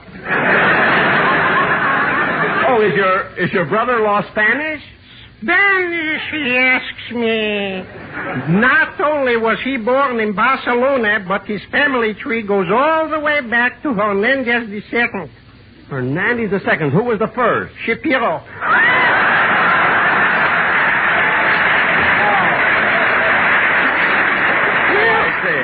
Well, you got to excuse me, Mr. Benny. I got to run along now. All right, Mr. Kitzel. I'm glad you dropped in. Hasta la vista. What? Ask your brother. He'll know. Oh, all right. Thank you.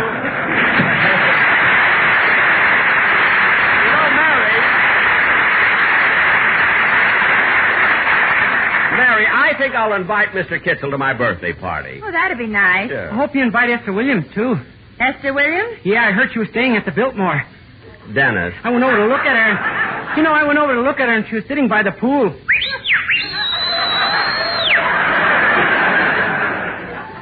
Dennis. She got the lifeguard to buy her lunch. Dennis, be quiet. Now, kids, let's get on with it. Oh, there's someone at the door. I'll get it, Esther. Never mind. Come in. Yes? Say, you're the guy who threw that birthday invitation in my car while it was parked in front of the drugstore? Yes. Well, there's something I want to ask you. What? Well, I can understand that part that says you are cordially invited to my birthday party on Wednesday, February the 14th. Yeah, but down at the bottom there were some initials, KCMJ. Hey, what's that mean? That's the local station. I promised them a plug.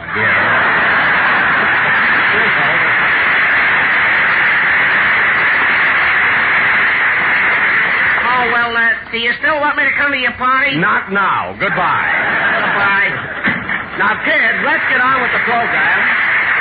Get on with the program because tonight we have a very important sketch. Oh, Jack, are we going to do another murder at the Racket Club? No, Mary, not this time. See, I received a letter from the Palm Springs Chamber of Commerce, and they requested that I do a dramatic play on the historical discovery of Palm Springs. So tonight we're going to turn back the pages of time and show you how Palm Springs, the jewel of the desert, was founded. Set the scene, Don. Okay. Ladies and gentlemen, although for centuries without number, the area around Palm Springs was known and loved by the Indians, it was not discovered by the white man till 1774. It was in this year that the Spaniards pushed through the desert to California. But the Spaniards, hungry for gold, saw no value in this area and pushed onward toward the coast.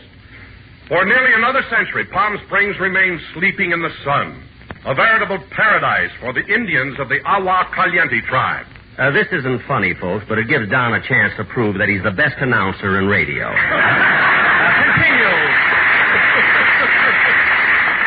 Continue, champ. Then in the year 1853, two intrepid explorers headed west from Texas into the blistering, burning desert.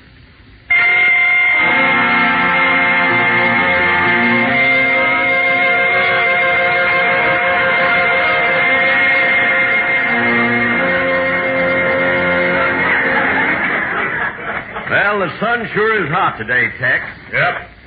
Sand is burning my feet, Tex. I think it's even hotter than it was yesterday, Tex. I think you're right, Tex. One of us should have come from Colorado. I'll tell you what, from now on, I'll call you Curly. Oh, I love that. You know, Curly, something tells me we're lost. We'll never get out of this desert. I know, Tex, and we never should have. Hey, wait a minute. Look, there's a man coming toward us. Oh, yes. Hello there. Buenos dias, mister.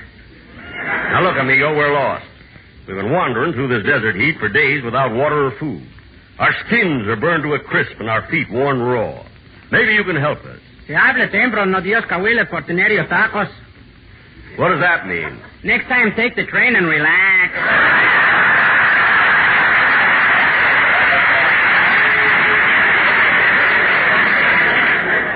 Don't be stupid. There ain't a train within 1,000 miles from here. No. Hey, let me ask you something. You live around here? Oh, no, mister. Then what are you doing out here in the desert anyway? I'm looking for my sister, mister. Your sister's lost, eh? When did she disappear? Last night was when I first met her.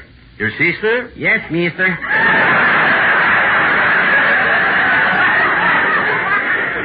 And you've been walking through the desert all day? Yes, and on my foot I have a blister. Well, that's too bad. Mister. Hey, that sister of yours, is she beautiful? Oh, yes. You could not resist her. Well, maybe you can... Mister.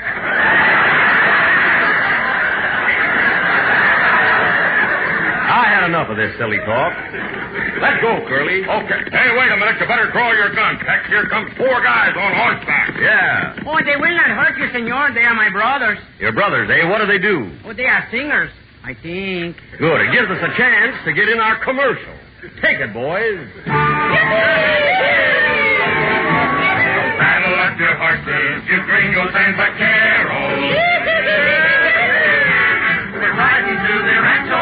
It's owned by one called Pancho, who wears a big sombrero. He's built his ranch where it is standing. He called his place the Rancho Grande. He's smoking after his siesta. A lucky strike, 'cause it's the besta. And it's the Rancho Grande. She's far from any pity. You never have to knock it. Like famous like the buckwheat, but we think that is pretty.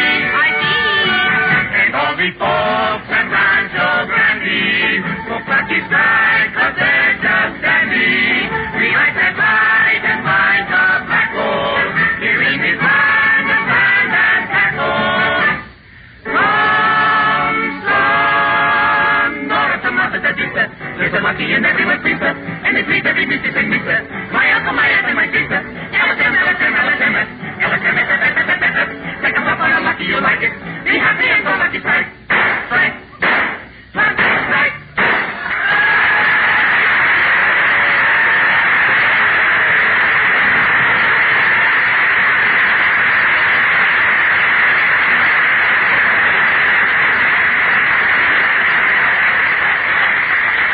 Happened in 1853. That's very good, boys. Say, those are nice horses, ain't they, Curly? They sure are. Say, amigo. Are those Arabian horses? Oh, these 3 are Arabian horses, but that one there is Mexican.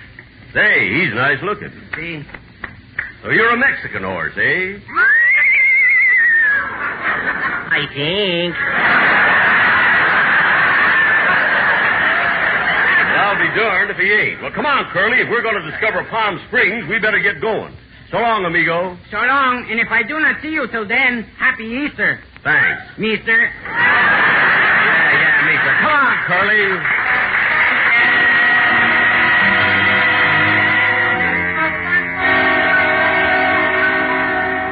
Hey, Curly, Looks like we'll never get out of this desert. I lost track of the time. How long ago was it? Hey, wait a minute, Tex. Look at them bones laying there. That's the skeleton of a man. Yeah, look, Curly. There's a tomahawk buried in his skull. An arrow sticking through the bones. Yeah. Even had a call won't help him now. Come on, let's push on. No, Tex. You better go on without me. I can't make it. I'm too tired. I'm too thirsty. My throat is parched and... Curly, what are you staring? Look up ahead. There's a pool of clear, cold water. And a beautiful girl standing beside it. Let's go. You can have the water. Curly, come back. It's only a mirage. Hello, beautiful. Hi, handsome. Curly, come back. It's a mirage, I tell you. How about a kiss, sweetie? Okay, cutie, come here. We'll lay one on there. Curly, stop kissing that mirage. Curly, you're acting crazy. Curly, stop. Curly, that's a mirage. Curly, that's a mirage. We can use a little spread. Say it again. I'll say that's a mirage. Huh? What? You're making a fool out of yourself. I told you we've been standing there kissing a mirage. Kissing a mirage? Are you sure? Certainly. You had your arms around a cactus plant. Cactus plant? What a fool I've been. Yeah. For the past 2 weeks, I've been walking right by.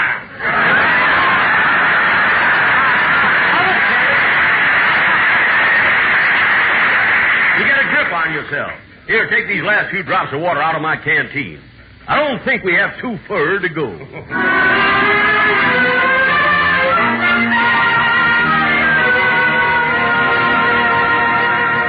We made it, Curly. We made it. Palm Springs. Yeah, but you don't look like much. Just one small building sitting out there in the desert. Yeah, how do we get in? Well, wait a minute. This looks like the front entrance. There's a sign on the gate. What does it say? Racket Club, members only.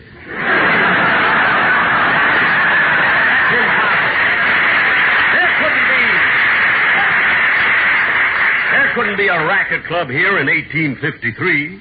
Anyone for tenants? Wait a minute. Who are you? Charlie Farrell, owner of the club.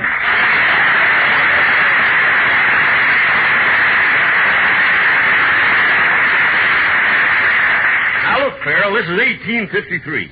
How do you happen to be here now? I'm doing retakes on Seventh Heaven. Oh. I'm glad I ran into you, Captain O'Benny. There's been a murder at the racket club. We're not doing that now. I'm sick of it. Well, so am I. Goodbye. Goodbye. Hey, wait a minute, Farrell. What are all those red stains all over your trousers? Well, I'm the mayor, and last night I had to paint the curbs. Oh, yes, I've heard about that. Well, goodbye. Goodbye. Anyone for tenants?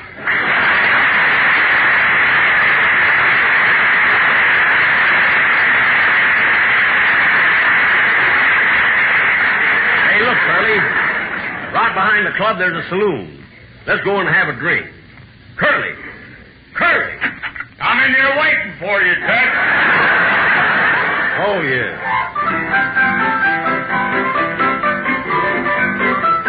Gee, what a place. Hey, bartender. Where's me, partner? Give me a double shot of tequila. Sure. Here you are. Double shot of tequila. Thanks. Well, here's looking at you, Tex. Ah, smooth all the way down.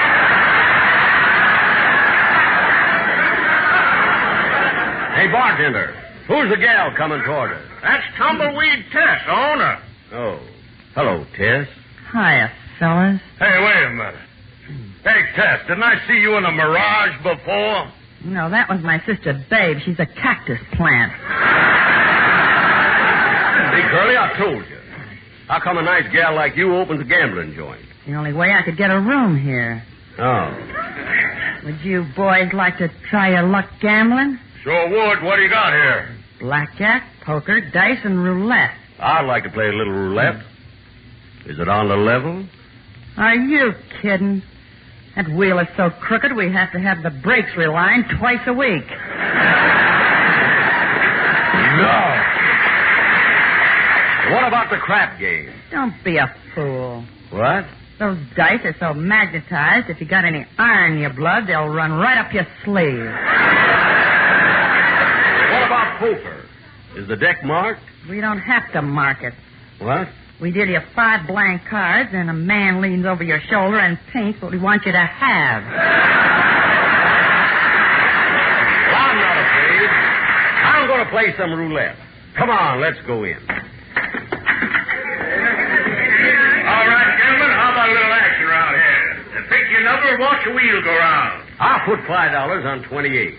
That's always been my lucky number. Okay, $5 on 28.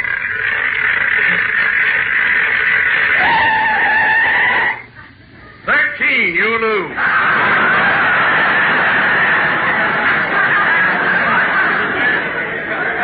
28's always been my lucky number. Another $5 on 28. 13, you lose. I'll try it once more. $5 on 28.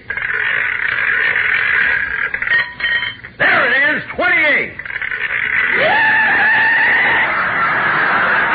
13, you lose. Now, wait a minute. This game is crooked. Crooked? Yeah. When you say that, partner, reach for your gun. Okay, when I count 3, draw. 1, 2, 3.